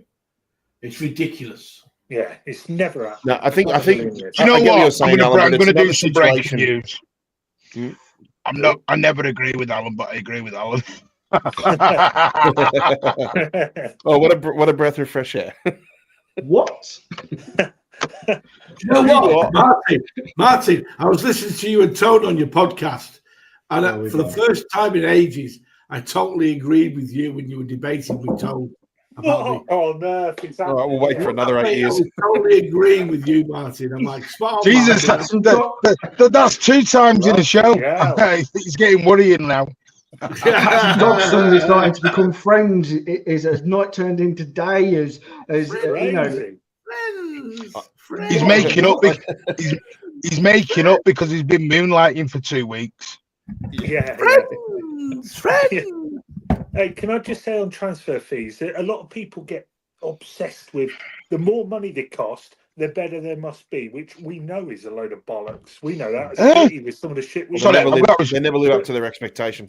I don't think Pep is going to have much to do with the rebuild. Behave, Alf. Of course he will. Bloody hell, Alf. I know you don't like Pep, but come on, mate. Yeah. But Now, look, just closing on the Yamal speculative rumors, whatever it was. I think that was just stupid column inches that were put out to put pressure on Barcelona before they played a Champions League fixture. But also, too, they're probably just making something of it because I believe Yamal's only down to like another year or 2 left on his contract. So I think it's more about trying to force Barca's hand to try and sign his contract. That's why all the speculation came out of Spain. It never came from anywhere else. Yeah, it's agent talk. Yeah, it's just column inches and agent BS. Well, does someone want to break the bad news to Buxton here? We need Galactico quality in the first 11. Anyone want to get in the bad news? Hey, Buxton, we're not Galacticos. We don't buy Galacticos. We make them. Yeah. Create. Just going back to that previous comment that you brought up, Martin, I just want to say one thing on that, where you said like Pep won't have a lot of say. I do kind of agree that whether Pep, it feels like he has started to recognise it, but what I would say is that I think the club and Viana are probably going to have to take the decision of some of these players are going to have to go. Possibly the Gundos, the Kovacic's, the Grealish's. He's going to have to say goodbye to some of these players are going to have to be taken away from him because we know, like I said before, it's so difficult because Pep has built so strong bonds, and it's so difficult for him to say goodbye in a lot of respects. But that decision is going to have to be taken. It's obviously been taken for KDB because I think with some of the rumours that are possibly coming out, and I could be wrong here, but it felt that maybe Pep did want him to stay for one more season. I think maybe that's where some of the rumours were coming from because I think Pep was thinking and we've said this on this channel, when you look at the likes of Gundo, Kovacic, and in that midfield, who would you keep realistically? Who would you want to keep out of those three players? For me, I would have wanted to keep Kevin, because even if he hadn't played every game, if he was coming off the bench at some big games, he can do something special. The likes of Kovacic and Gundo, you can't see. So maybe that's where some of that's coming from. But I think the club just he was falling into a bit of a super sub category. Yeah. Oh, hang on. We've got to put this on stage. Thank you so much, DC, by the way. If Alan, I'll do another tenner if Alan says I love America. All right, okay. Oh, DC, did you put a tariff on that? Yeah. I love America, and I also love Trumpy. There you go. Oh Jesus! That's 50 quid. Well, we've just lost how many subscribers? So can I just say, big up DC. Sorry, I was Nick. Thank you for becoming a new member on the channel. It is amazing, mate. Thank you so much. Also, Bella for renewing. He's nearly 2 years stage. So big up, Bella. Adam, earlier on, I know these are very late. I was late in. Has gifted a channel membership. Well, have you already done nobody then? Right, move on then. Bollocks to you. I won't bother then. It's my ass. This is what happens when you're late, Martin. I mean, you can put them on screen because they deserve to go on screen, but we did run through them earlier. But, if you're on time in the future, some of these things can be read at the right time. But, anyway. Well, it is unusual. It is unusual for someone to have a holiday and still come on the show. But anyway, moving on. Hey, Martin, wasn't I on the show when I was on holiday in the States? I think I was. Anyway, go on, sorry. No, can I just say on transfer fees that, people talk about the big fees and, we need him for 100 mil, 120 mil. Chelsea has spent bloody God knows what. We got a Kanji for 14, 15 million or something. Absolute master signing for the value. I mean, key integral part of the treble season and, top player. Brilliant value for money signing. So, and that's the road City will tend to go down. I'm not saying I spend 15 million on players, but I just don't see them spending maybe on Verts, but otherwise they're not going to go and spend 400 million on free players. It's not going to fly. It's not going to happen. So they've got to be smart, and that's the way we want City to be. No matter people complain about Chicky and all the rest of it, and that's fine. He's definitely made errors and maybe taken his eye off a bit, but just remember what we've won. Remember the teams that have been built. Remember the players we've still got. Show a bit of respect there, because these lads have done it all, won it all multiple times. So have full faith in Viana now. He's going to lead us forward, and Pep, obviously. So just because we may spend 20 million on a player and Chelsea spend 140 in the summer on a similar player does not mean they are better off than us. Check the league table, check what's been won, then we'll talk. Sorry, little rant. No, good point, Tone. I like it. Oh, Daniel has done his membership for 21 months. This he knew as my apologies. So big up Daniel. No. And also DC. Oh, hang on. No, let me get rid of that. Bloody hell, it's all changed. I don't know how you do this now. It's all changed. So right, DC has put in a super chat. Sadly, not up for the acquired price. But go on, Martin. I can't read that. My glasses all steamed up. Oh, okay. So what are you doing in that caravan? What are you doing in that caravan? Well, we said earlier. Jackie, get off me! Get off me, Jackie! Put your tits away. Carry on. Just pay the taxi. Pay the taxi driver and be quiet. Pay that taxi driver. You only get a fiver. Alan spoiled it with the Trump nonsense.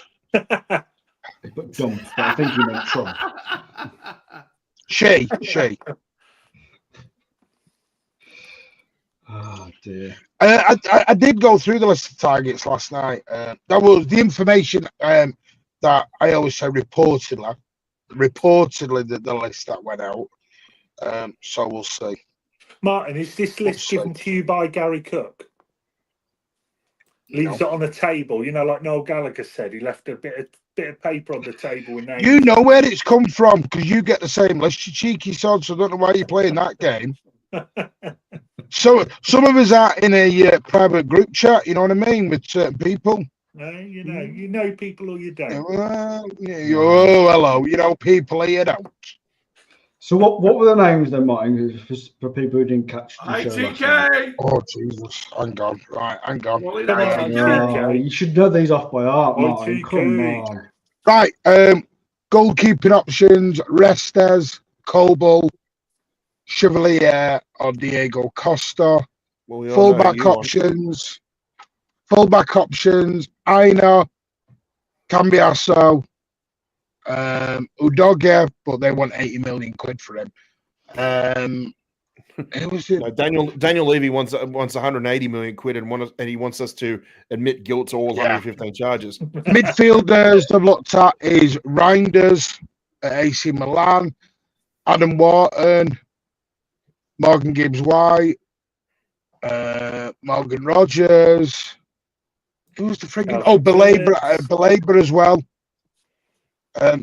The list suddenly just grew last night. The list became very stupid. I think you got the same, didn't you, Tony? The list just, I don't know where the list went crazy last night. Oh, Hugo Larson as well.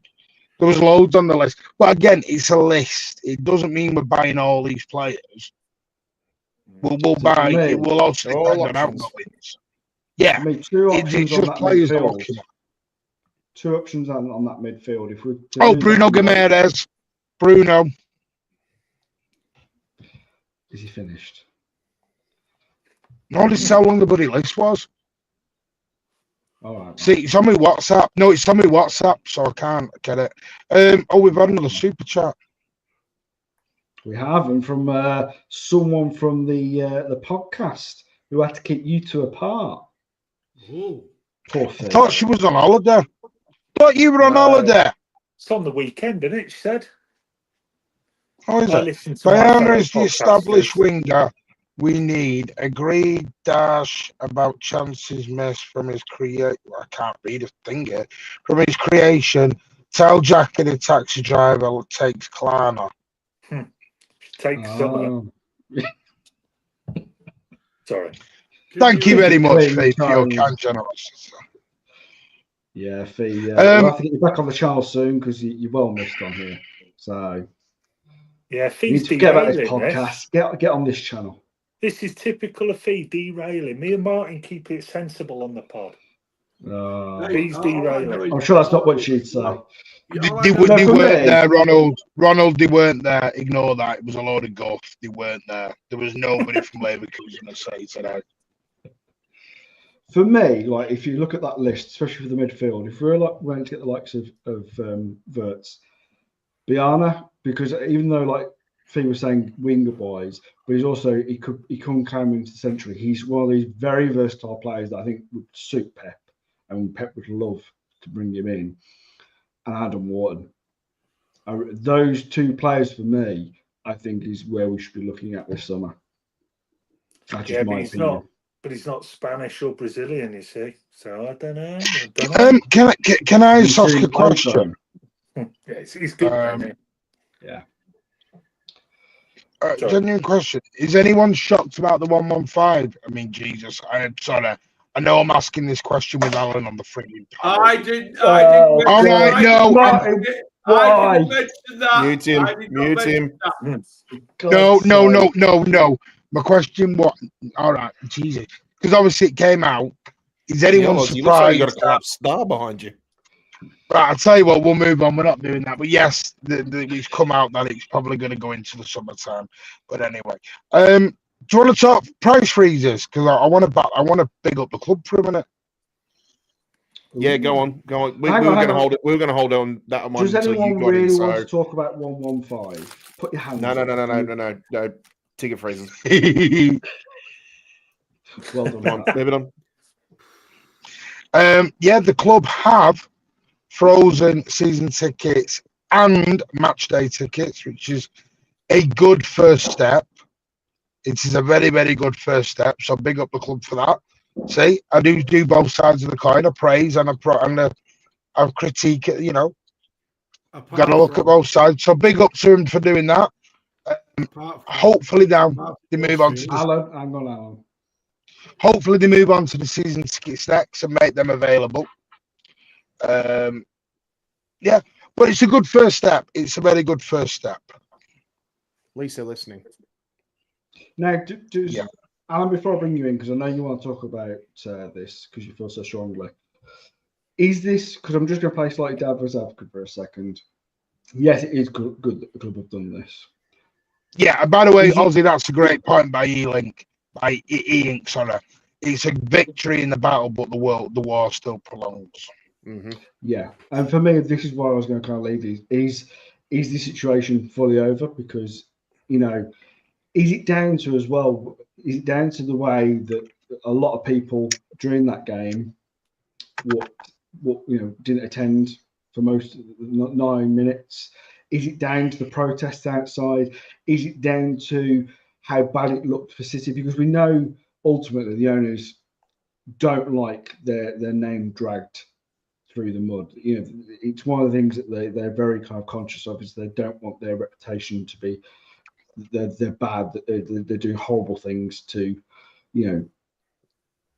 So has this made a massive difference? Because this felt, for me, this decision was dragging and dragging and dragging, and we got to this point where they finally gave in. So is it down to what we as what fans have done, or is it that realistically they've just thought, right now, let's freeze them, but next season they're going up?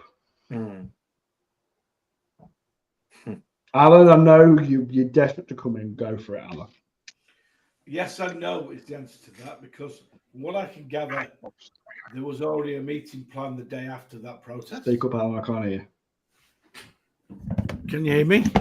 Yeah, I can hear you, but Right. Yes and no is the answer to your question. From what I can gather, there was a meeting planned the day after that game when they did a 9 minutes demonstration at the club when they didn't go onto the stand. So not quite factual, Alan. Not quite factual. Well, and I personally think that things would have happened anyway because there was a lot of noise before the demonstration. But yes, it would have had an impact. They would have seen it and gone, oh shit. Because it looked bad on the TV. And the only reason I say that, Alan, because you are right, but the protest date didn't come out until they'd already said we were doing the protest.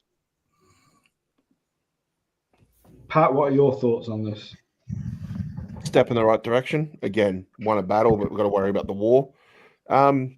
It's going to be, you know, for a supporters club too, it's going to be nice to see that there's no sort of obviously jump in ticket prices either for us coming over, because even though sure we have to fork out thousands of pounds and things like that, people might think, oh, you just afford it. Like sooner or later, you know, after you go year in, year out, you start to notice a change in the price of tickets.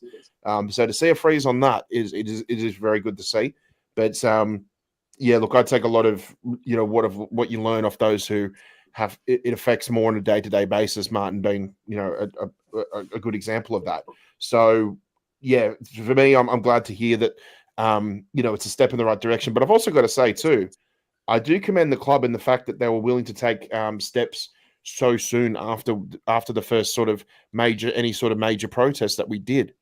You know, to basically sit down within a day or two of doing the 9 minutes and doing the banners outside the ground. Like, there's not many clubs in England that would listen to their fans that quickly after a series of protests, and we've seen it. We've seen a lot of clubs there protest for months and months on end and get absolutely nowhere with whatever their dilemma is. Hang on, the meeting date wasn't organized. The protest was organized before the meeting date. Yeah. No, but yeah, for that's what I mean. Then that means that they were willing to still sit down with them in a quick amount of time compared to what other clubs had done with protests. You know. Yeah, because it was already planned. Because sorry, the meeting date came out before the protest. I edit the word. Oh, was it? Okay, because, all right. Yeah, the meeting date was planned because I'm gonna out myself here, because I was kind of involved in it a little bit. That's how I knew, because Dante had told me that the reason they did the protest for that Leicester game and it was arranged so quick because they wanted to do it before the meeting. So the meeting date got announced, so there was a protest quickly arranged. Righto. So disregard what I said, but even then, still, at least the club is listening. So that's but it's still a good thing that they have listened. Yeah, 100%. Yeah. 100%.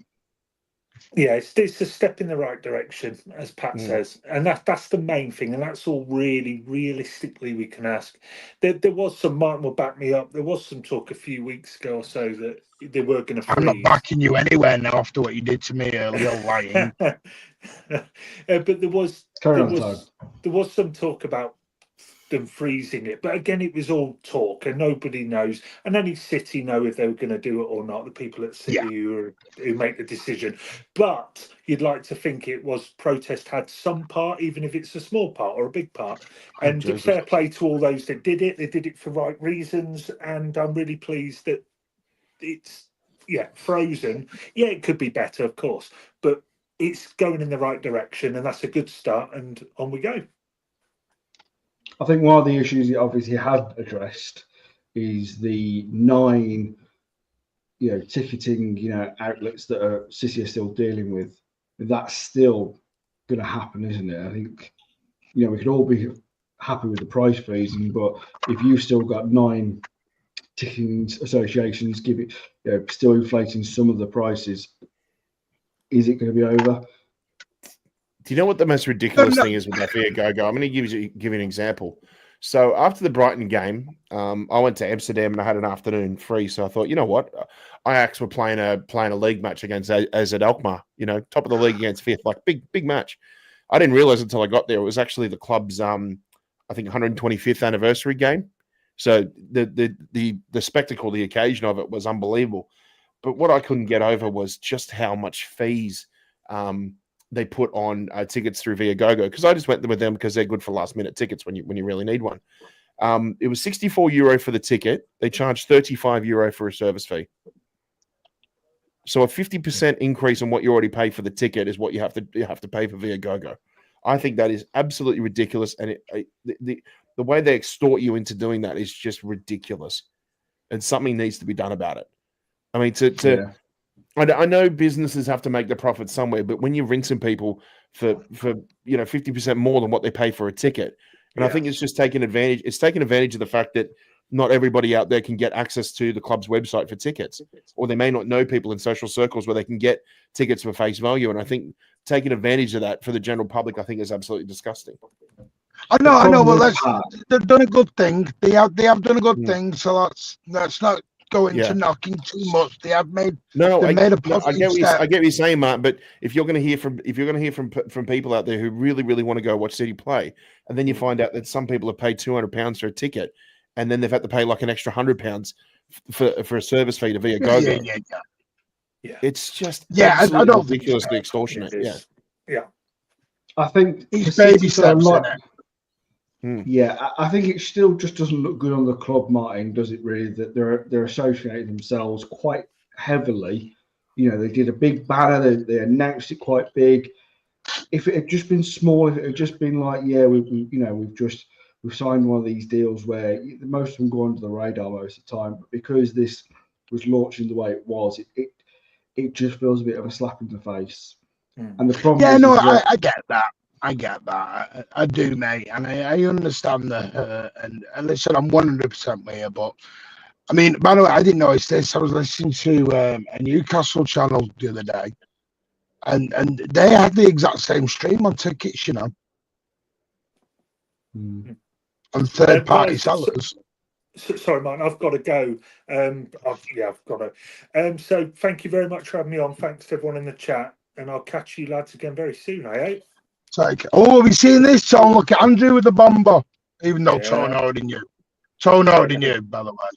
It's true that. Foden. Tone. I'm just glad to see you were absolutely wrong with all your points on the podcast with Martin. Superb. Well done, Martin. Absolute waffle, that is, Alan. Absolute bloody waffle. And speaking of waffle, Martin and Tone will be back with the Friday Waffle Show with LB. So good segue into a plug there.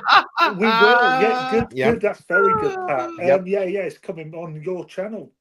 Yeah, the Mancunian way. Pause. Our channel, you're part of the channel now, Tone. Our By the way, channel. you've not even announced yourself that you're on the channel now to the group. Come on, yeah. tell everyone. Yeah, Tell everyone sure. about the negotiations, the 2-year contract. I thought it was 3 years. Twix bar. You get 2 years, then you get an extra year on JQA. top as long as you perform You well. get Twix. Tony. Lucky you, Twix. We get bloody curly whirlies. Hey, listen, we signed Alan, but the trouble is, Alan's loaning himself out to everyone else before we're getting a chance. Hang on. I've Hey, got mate. Martin, I've got a good idea for merchandise. I've got a good idea for merchandise. We should. should get Trump MAGA hats, but it says "Make Alan Grumpy Again." Yeah. Oh, love it, Pat. But Oh, yeah, no, look at Staffy Dave here throwing in the boot. I like to suffer listening to Newcastle streams. Do you know what? Someone gifted me a membership on Pretty Proudlock's channel the other day. I was like, "What are you doing?" But no, I think it's still active for another 2 weeks. I appreciate you guys asking me to join and stuff. I, really appreciate it. Love it. Love coming Yeah, on. all good, mate. Thank you very much for having me tonight. We'll see you. I'll see you very Cheers, soon. Saint. See you in a bit, mate. Yeah.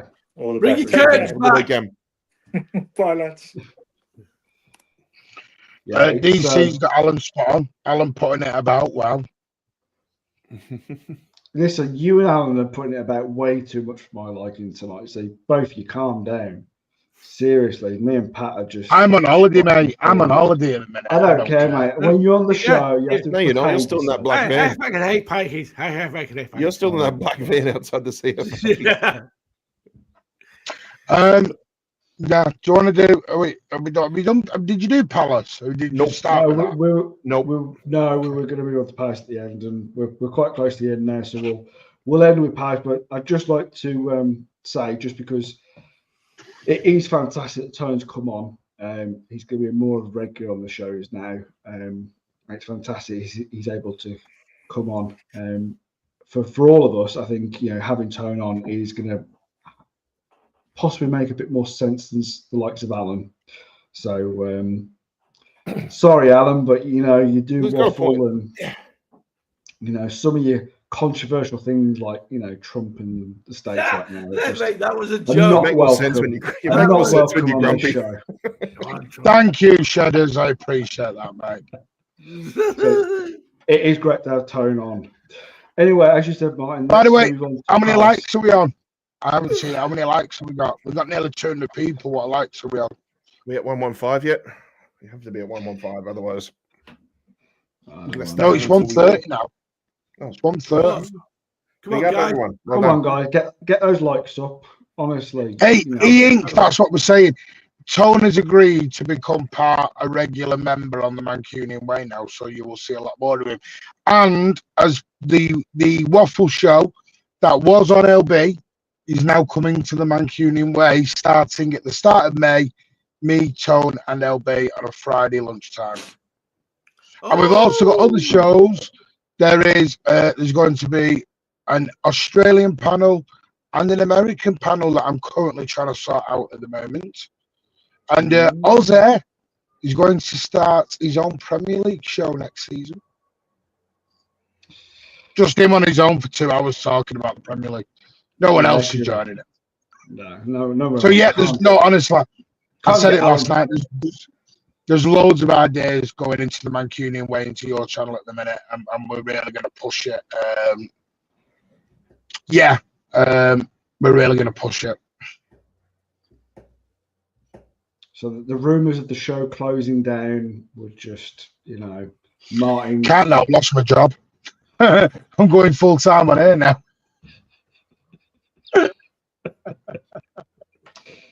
So send your super chat. I need to pay the water bill. Palace, who the fuck is Palace? To Palace. Palace. We'll I might as well go because I'm not going. I'm doing an Aussie. Pat and Alan are not going this week.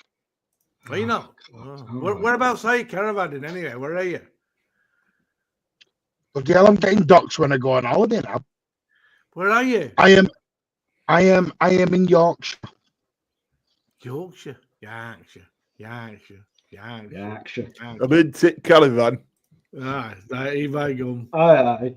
Actually, when we're talking about Yorkshire, I did remember someone mentioned about Calvin Phillips. It's like, can we please make sure Leeds get promoted? They might take him on for his 150K a week salary next season. That is actually a true thing. I know you joked about it, but it is actually on the cards. Yeah. So we've heard. So I know we all want Leeds to come back up because Ellen Road's a cracking away day. Yeah, we all want Leeds to come back up because Ellen Road's a cracking away day. But please, Leeds, can you take Calvin Phillips again? Just please. Yeah. By the way, can I just say, how much is 4 days? No, but Ozzy, in all seriousness, how much is it for a bloody staycation now in England? I'd have got more change going to Tenerife for a week than what I've got out of this. Yeah, no. Robbing bastards. Robbing bastards. Did you see that a few years ago? I think it made one of the newspapers. Made one of the newspapers. There was a bunch of Wolves fans who were going away to Newcastle, and to get the train up to Newcastle on the Saturday or Sunday or whatever it was actually cheaper for them to fly to from Midlands Airport to Tenerife or something like that, or Lanzarote or something like that. Do an overnight package and then fly to Newcastle than it was to take the train. Yeah. Has anyone got stop? Has anyone got the Foden news? Because I can't get on my phone anymore, so I can't even get into Twitter or anything. I got told that was coming out. I didn't know when it was. Is it now starting to break? What is it? I'm not saying. Foden's new contract. You know, like every fucker was selling him last week. Yeah. You try and get the club to sell Phil Foden and see what they do. Yeah, no, I'm not saying anything.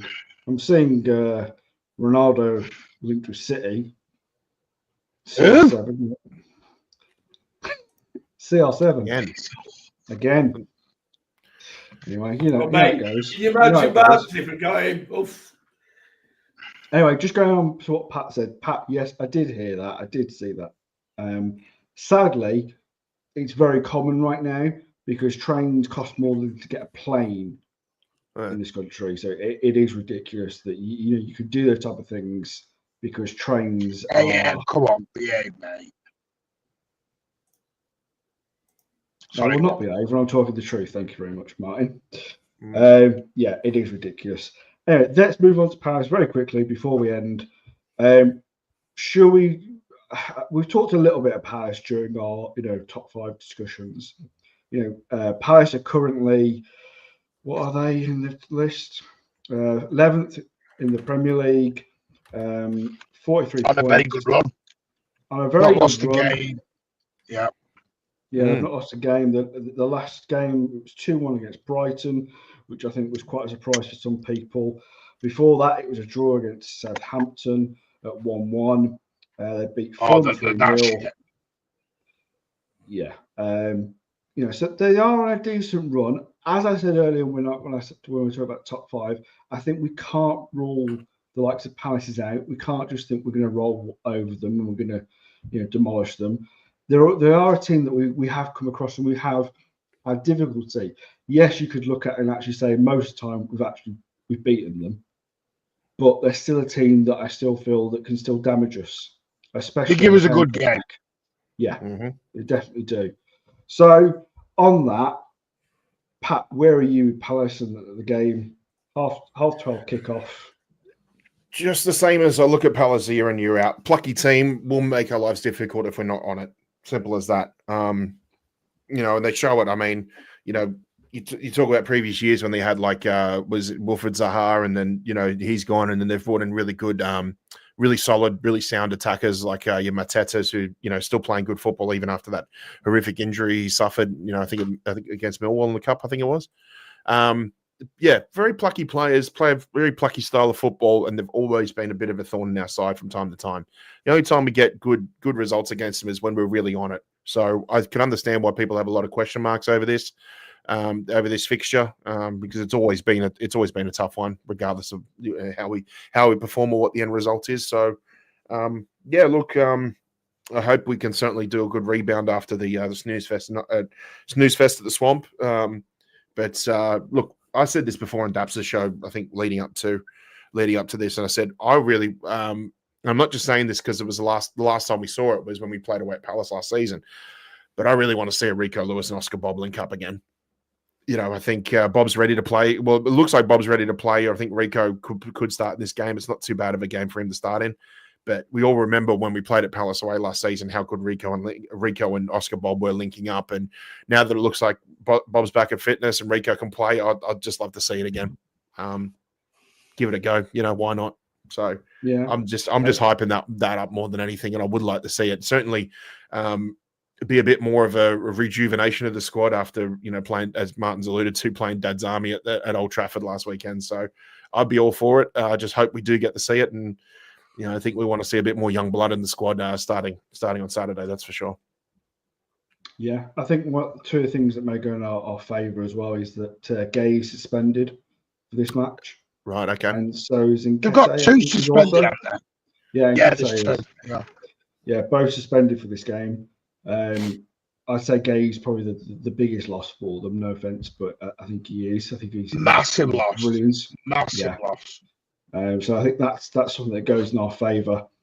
Alan, are you bothered by the 12:30 kickoff? Sorry, just a quick one. Are you bothered by? I'm not on camera anymore, so I can't see you talking. My apologies. No, you're right. Is anyone bothered by the 12:30 kickoff?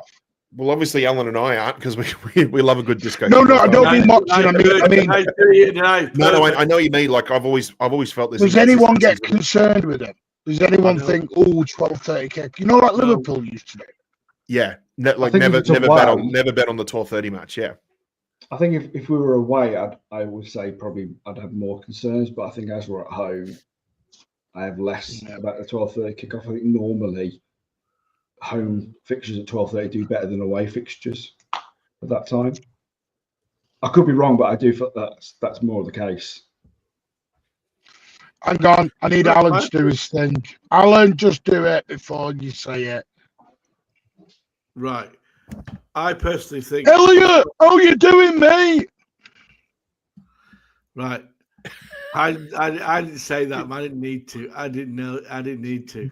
But I just think, Ozzy, I just personally think it's about sitting what City team turn up.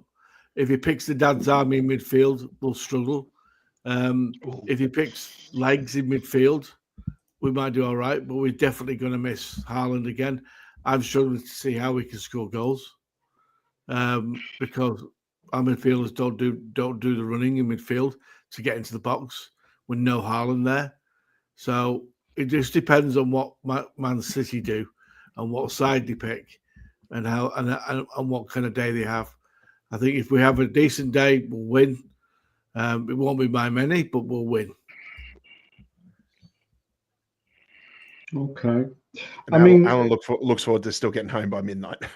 Yeah. Well, at the end of the day, it's a 9:30 kickoff for me and you, Patrick. Yeah. So we're hyped for this because we love these kickoff times. Exactly. So the Imperial should be quite busy, which should be good. Yeah. And then they can go to the strippers after. Perfect. Oh, God. What Bunnings Warehouse for paint strippers? No, I'm sorry. Hold on. Can I share a text message I've just had? Oh, go on, Martin. Manchester City had scouts at Lyon versus Man United tonight. So we're looking at. Did you see who scored the late equaliser for Lyon as well too? Mr. Ryan Beef Jerky. Yeah. Mm-hmm. They're not looking at United players, let's put it that way. I hope not. Before everyone goes into meltdown. Instead of flying to France. Look at Dash. Dash is like, I already knew that. So no. Yeah. They were watching Cherka. Big Cherka. But in all fairness, we've got scouts all over Europe, all over the world looking at players. So, it doesn't surprise me they're going to look at players in all honesty.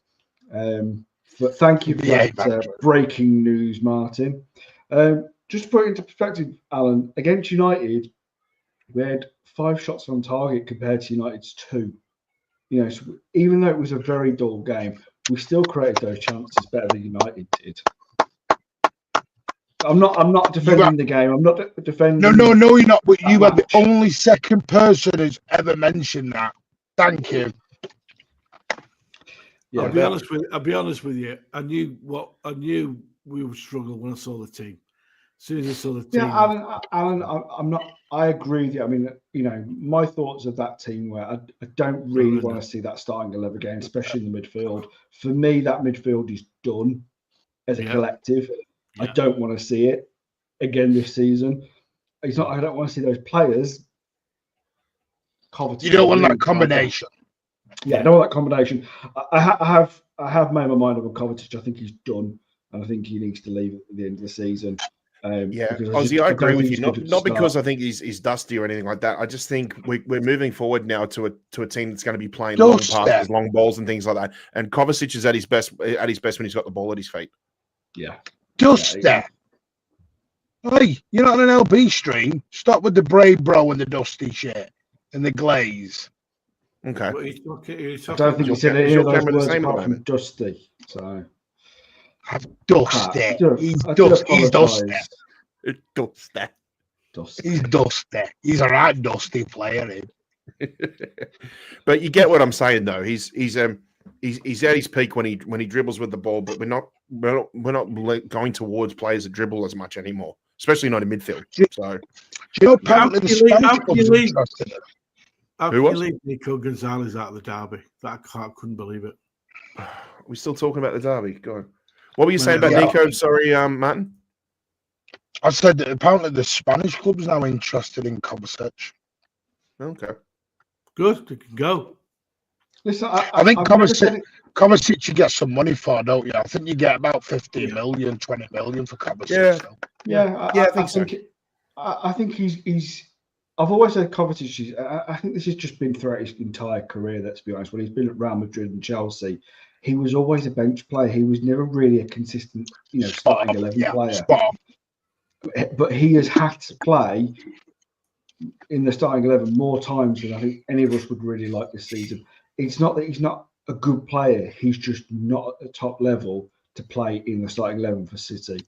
He's a bench player. But now, as Pat has said, our time is now finished with Kovacic. We've now got to move on. Mm. He's a very good squad player. I'm happy. I'm very good utility squad player. Yeah, he was. Very solid squad addition. A caliber player that's done it in Europe and now in England. The guy's got his Premier League winners medal. I mean, he said that when he did his interview. He said he wanted to come to City because he wanted that league winners medal, and he's got it now. And the way that he talked about that, and I remember watching the start of last season. And then the end of last season, like when you watch the highlights when they all get their medals and lift the trophy, he looked at that thing like that meant more to him than all the Champions League winners medals he had. Like he really wanted something. I think he wanted something in terms of like an actual that he had a good contribution to in terms of winning the league and that. And I think that's probably if you ever asked him like 10 years down the line when he's retired and that, and say what's your best achievement, he'll probably say it's winning the Premier League. Yeah, he never won it at Chelsea. So Don't know if he won. I'm sure he won a couple of the Ligas or something with Real Madrid, but he was always just a bit part player with them. Yeah, he was. He was always on the fringes with Real Madrid. Yeah. So and with Chelsea, he was again a bench player. He came off, did well, scored a wonder goal now and again. So we only bought him for 20 million, didn't we? So he wasn't an expense. Wow. He wasn't like a Nunes where we dropped 55 million on him. It was 20 million quid. I mean, saying that, I think Nunes could do a job at right back. I don't think he's good enough for midfield. I do agree with Pep. I think his first touch is off. I just think at home against Palace, you've got to go with a bit more. I'd love to see Semenyo and Doku. I think there will be wholesale changes for that starting lineup, though, Martin. I do think Pep will go with like Semenyo, Doku. Can I throw a wild card at yours? You can try. What about giving Oscar Bob a run? Because I know everyone's doing the Echeverri. I just said that. No, I said. Oh, sorry. No, I wouldn't have Rico. Who's Dusty now? Bloody hell. All right. It's so No, but, McAtee. you know, and I'm not saying it because the last time they linked up was at Palace away last season, but I'm saying it's a good match for them two to play together. Yeah. No, I think Oscar Bob, you know, give him a go. Why not? See how he goes with it. Yep. The thing is he's now recovered. for Oscar Bob, you know, for him, he hasn't got a match where we could just ease him back in. There isn't an easy match now that he can come in and just you can gently kind of bring him in like, you know, an FA Cup, you know, lower league team that we can semi-final at Wembley. Just chuck him in. Just chuck him in. I think we've got to be honest. You know, if he can play, I'd like to see him. Whether that's him starting, I'm not sure about, but I think he can definitely make an impact. I think also Ozzy, I think we look at some of these fixtures for the run home. There are certain matches and scenarios where we might be able to bring certain players in. So like I'm looking at possibly like even Southampton away. It's like if we're 3 or 4-0 up with 30 minutes to play, maybe it's a good opportunity to get Echeverry in. What about cushion off right? They're taking their sweet time with him, so yeah. Because I would keep, by the way, I would keep O'Reilly at left back, and I would really keep Gabardio and Diaz because I think those two are starting to form a bit of a partnership going. Yeah, it's no coincidence. And they're playing every 7 days. So if they miss one, they only play every 2 weeks. Yeah. So they've got you just. Isn't it really weird? Because you know Diaz used to be the left-sided centre back, and now he's moved over to the right because obviously Stone's in there. Gabardio's gone to it's a bit. You know, maybe just try cushion up it, not as a right back, but as a more right-sided defender. Yeah, I don't mean a right back as in an old-fashioned right back. Yeah. As he just plays on that right-sided defender. Yeah, a bit like Stones used to do. Yeah. No, what is going on? Sorry. Yeah, I'm gonna say, and Alan has to disappear. Alan, final word from you, mate. Have you got anything you want to say? No, well, hopefully we'll win tomorrow. That'll be good. Well, Saturday for us tomorrow. So, yeah, you know, just want to see a younger City side, younger midfield. But that's about everything else. Top show, guys. Martin, enjoy shaking that caravan all night, and I will see you soon. Alan, thank you. Is that in a month, 2 months? Just whenever he can fit us in around the South Stand, LB and all that, mate. You know what I mean? Oh, mate. Listen, next week, same time. Same time. Give me by the way, I have been ringing you and you haven't been ringing me back. So yeah, there's a reason for that. Anyway, bye. I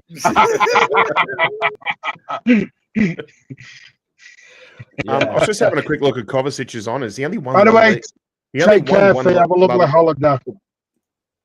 Who? Fee, she's going on holiday, so have a lovely holiday. Yeah. Okay. So travels have a good time, Fee. Yeah. Yeah, I was just looking at Kovacic's honours. He only won La Liga title at Real Madrid.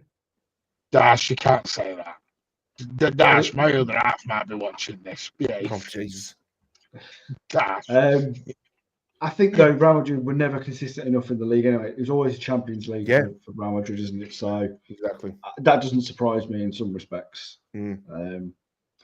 Yeah, I agree with you guys. I think Kujanov, I think at right back makes a lot of sense. You know, because at the end of the day, he was not a conventional right back. For me, that back four could be very fluid. Do you know what I mean? They can play as a 3 if need be, and one of them could come into the midfield to help out. Whether that's O'Reilly, you know, we know he can do it because he's normally a midfielder.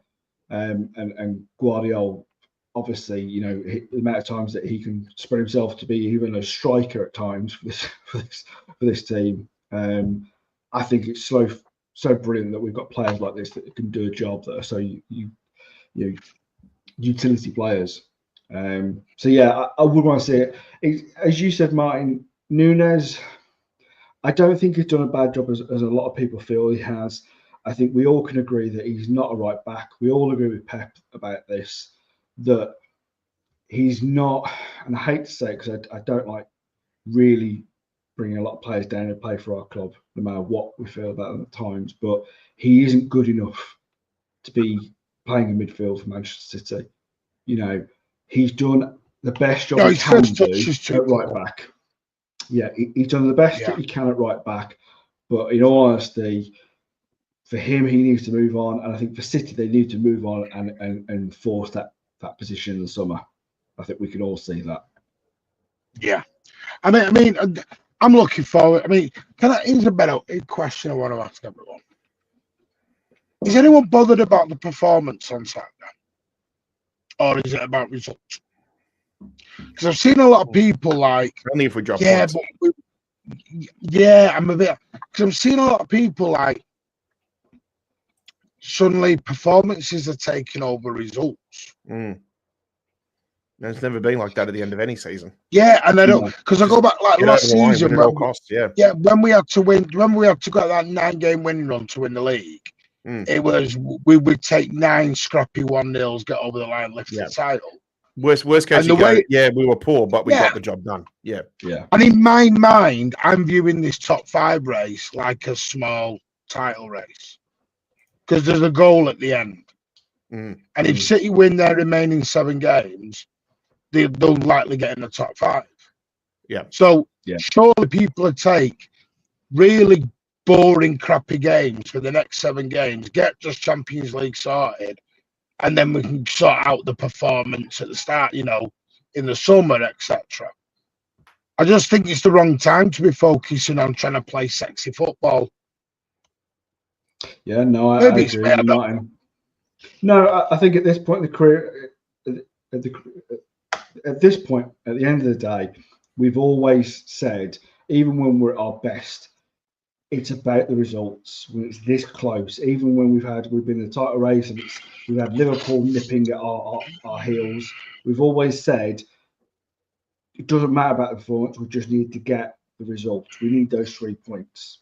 And as you said, Martin, currently, just read that comment out for me, mate. Remember the rumours last summer when Nunes training on the wing back? Who mentioned that on a show last season? Who said Nunes was shadow training as a fullback?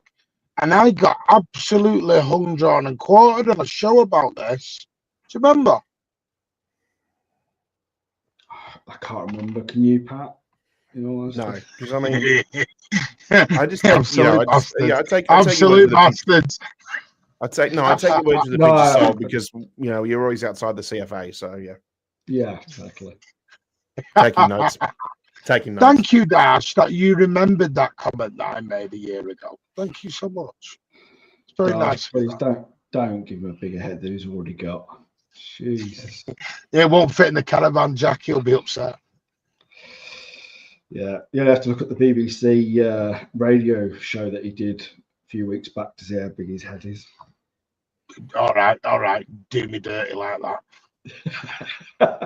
Hey, so you could even say on a radio show. Fair enough. I'm totally with staff at ugly wins. I mean, for me, I'll give you my 11. I was like, I'd go Edison, Kushinov, Diaz, Gavardio, O'Reilly, Nico J,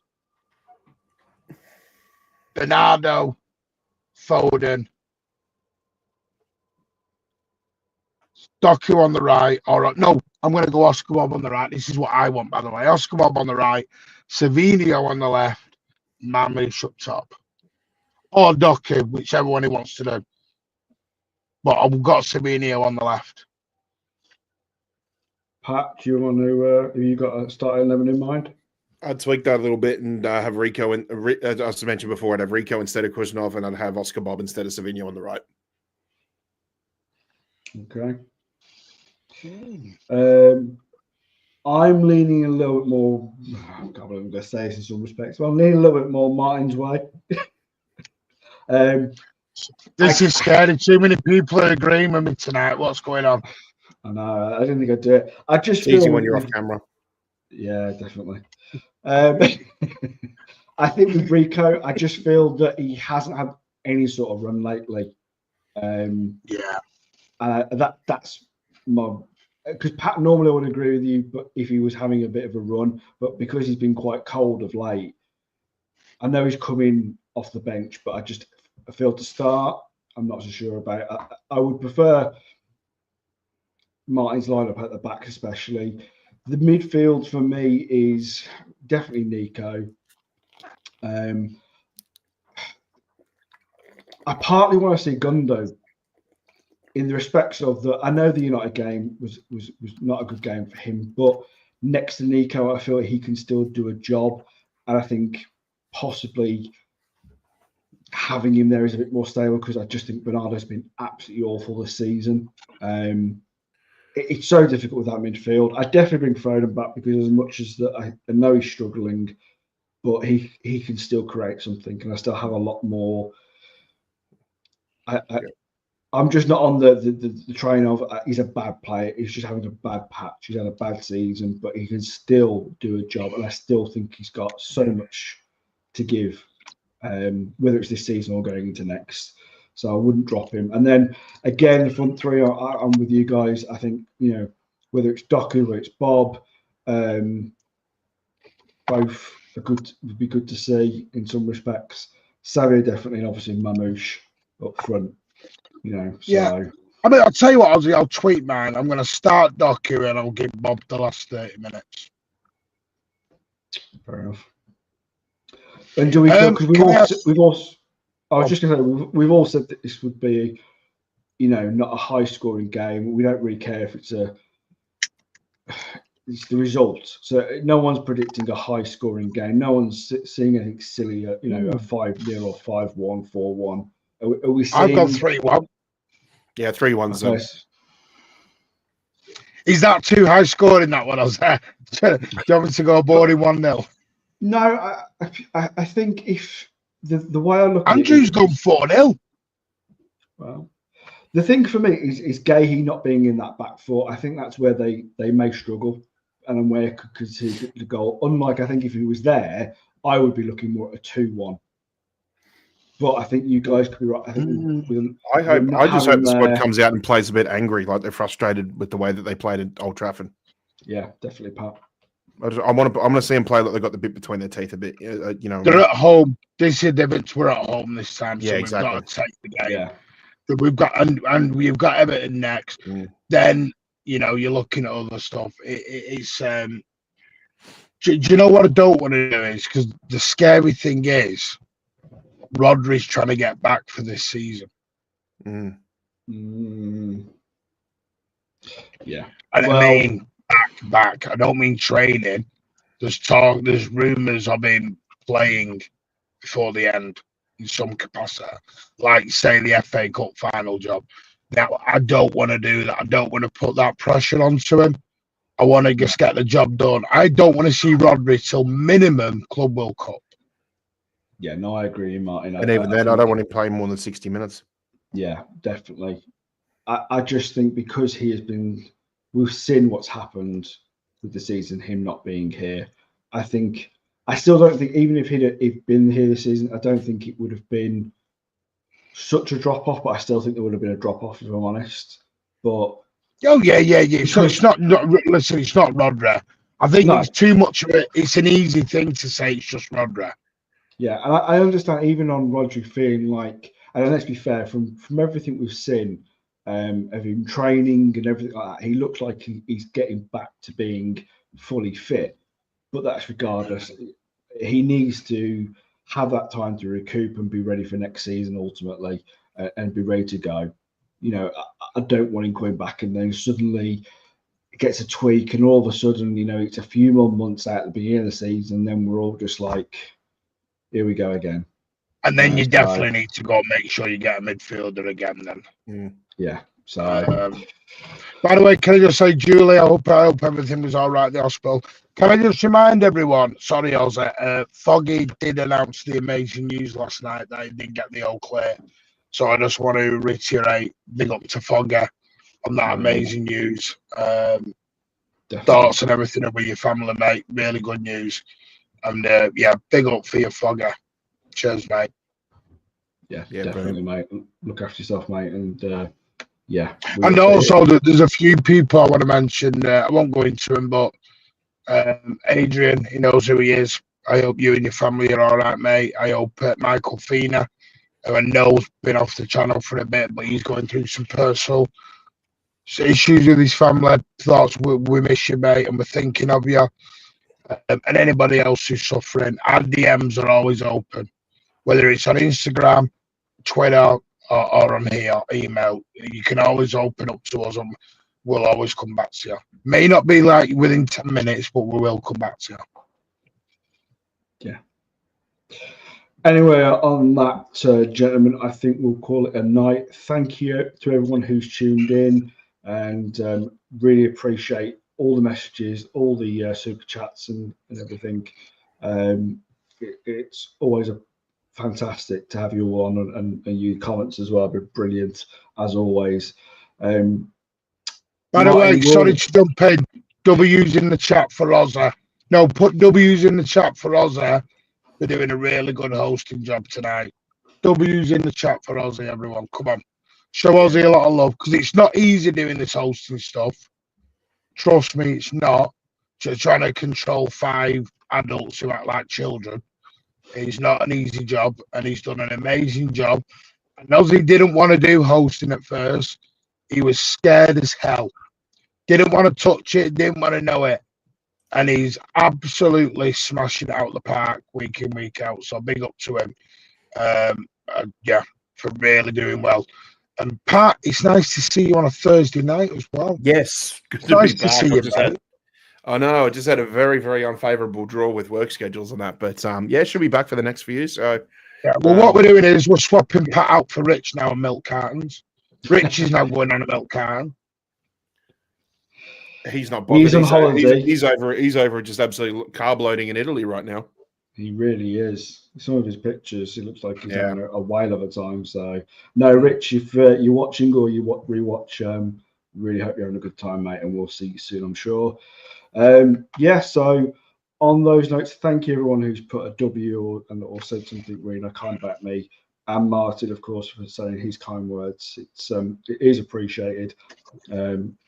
I haven't, as Martin said, wanted to do this whenever we first started, but I do feel I'm maybe getting better at it. So I appreciate everyone for your patience, and thank you. It means a lot. Honestly, it does. We will see you Monday, Martin. Is that right? Yeah, Monday night we're back. We'll do the Palace preview, but Palace reaction on Monday. I may do a bit of a short. Keep an eye on that. I might do a short over the weekend just to give a quick reaction on the Palace game. Depends what time I come off the beach. Well, weather permitting. So yeah, we're back Monday. Also, episode 5 of the podcast will be out as well Monday night. We look forward to loads going on at the moment. Loads and loads and loads. And big up everyone who came on the phone-in show last night. Thank you so much. Yeah, definitely. Pat, have you got anything to say before we go? Not necessarily. Just good to be back in the Thursday night chat. I don't know, Martin, if you want to let them know, but we will try and get the Aussie chat maybe squeezed in for a morning show here midweek next week. So keep an eye out on that. Might be just a little bit of a trial run with myself and Nick and see who else we can get on as well. But yeah, we're really looking to try and hit the ground running with that and try and get a bit more content out to you guys, preferably in the daytime, for everybody. So we'll just we'll see how we go with that. But yeah, just keep everybody in the loop there. So keep an ear out, keep an eye out. Hopefully we'll have something for you by the end of next week. Yeah, and if I'm available, Pat, if I'm not on shift, I'll see if I can join if I can, just to boost the numbers a little bit. Sure, mate. Yeah, absolutely. But yeah, brilliant. Thank you again to everyone, and from Martin in his caravan, from Pat on the other side of the world, and from me in little old Yorkshire, we will see you on the next Mancunian Way. Good night. Bye. Bye.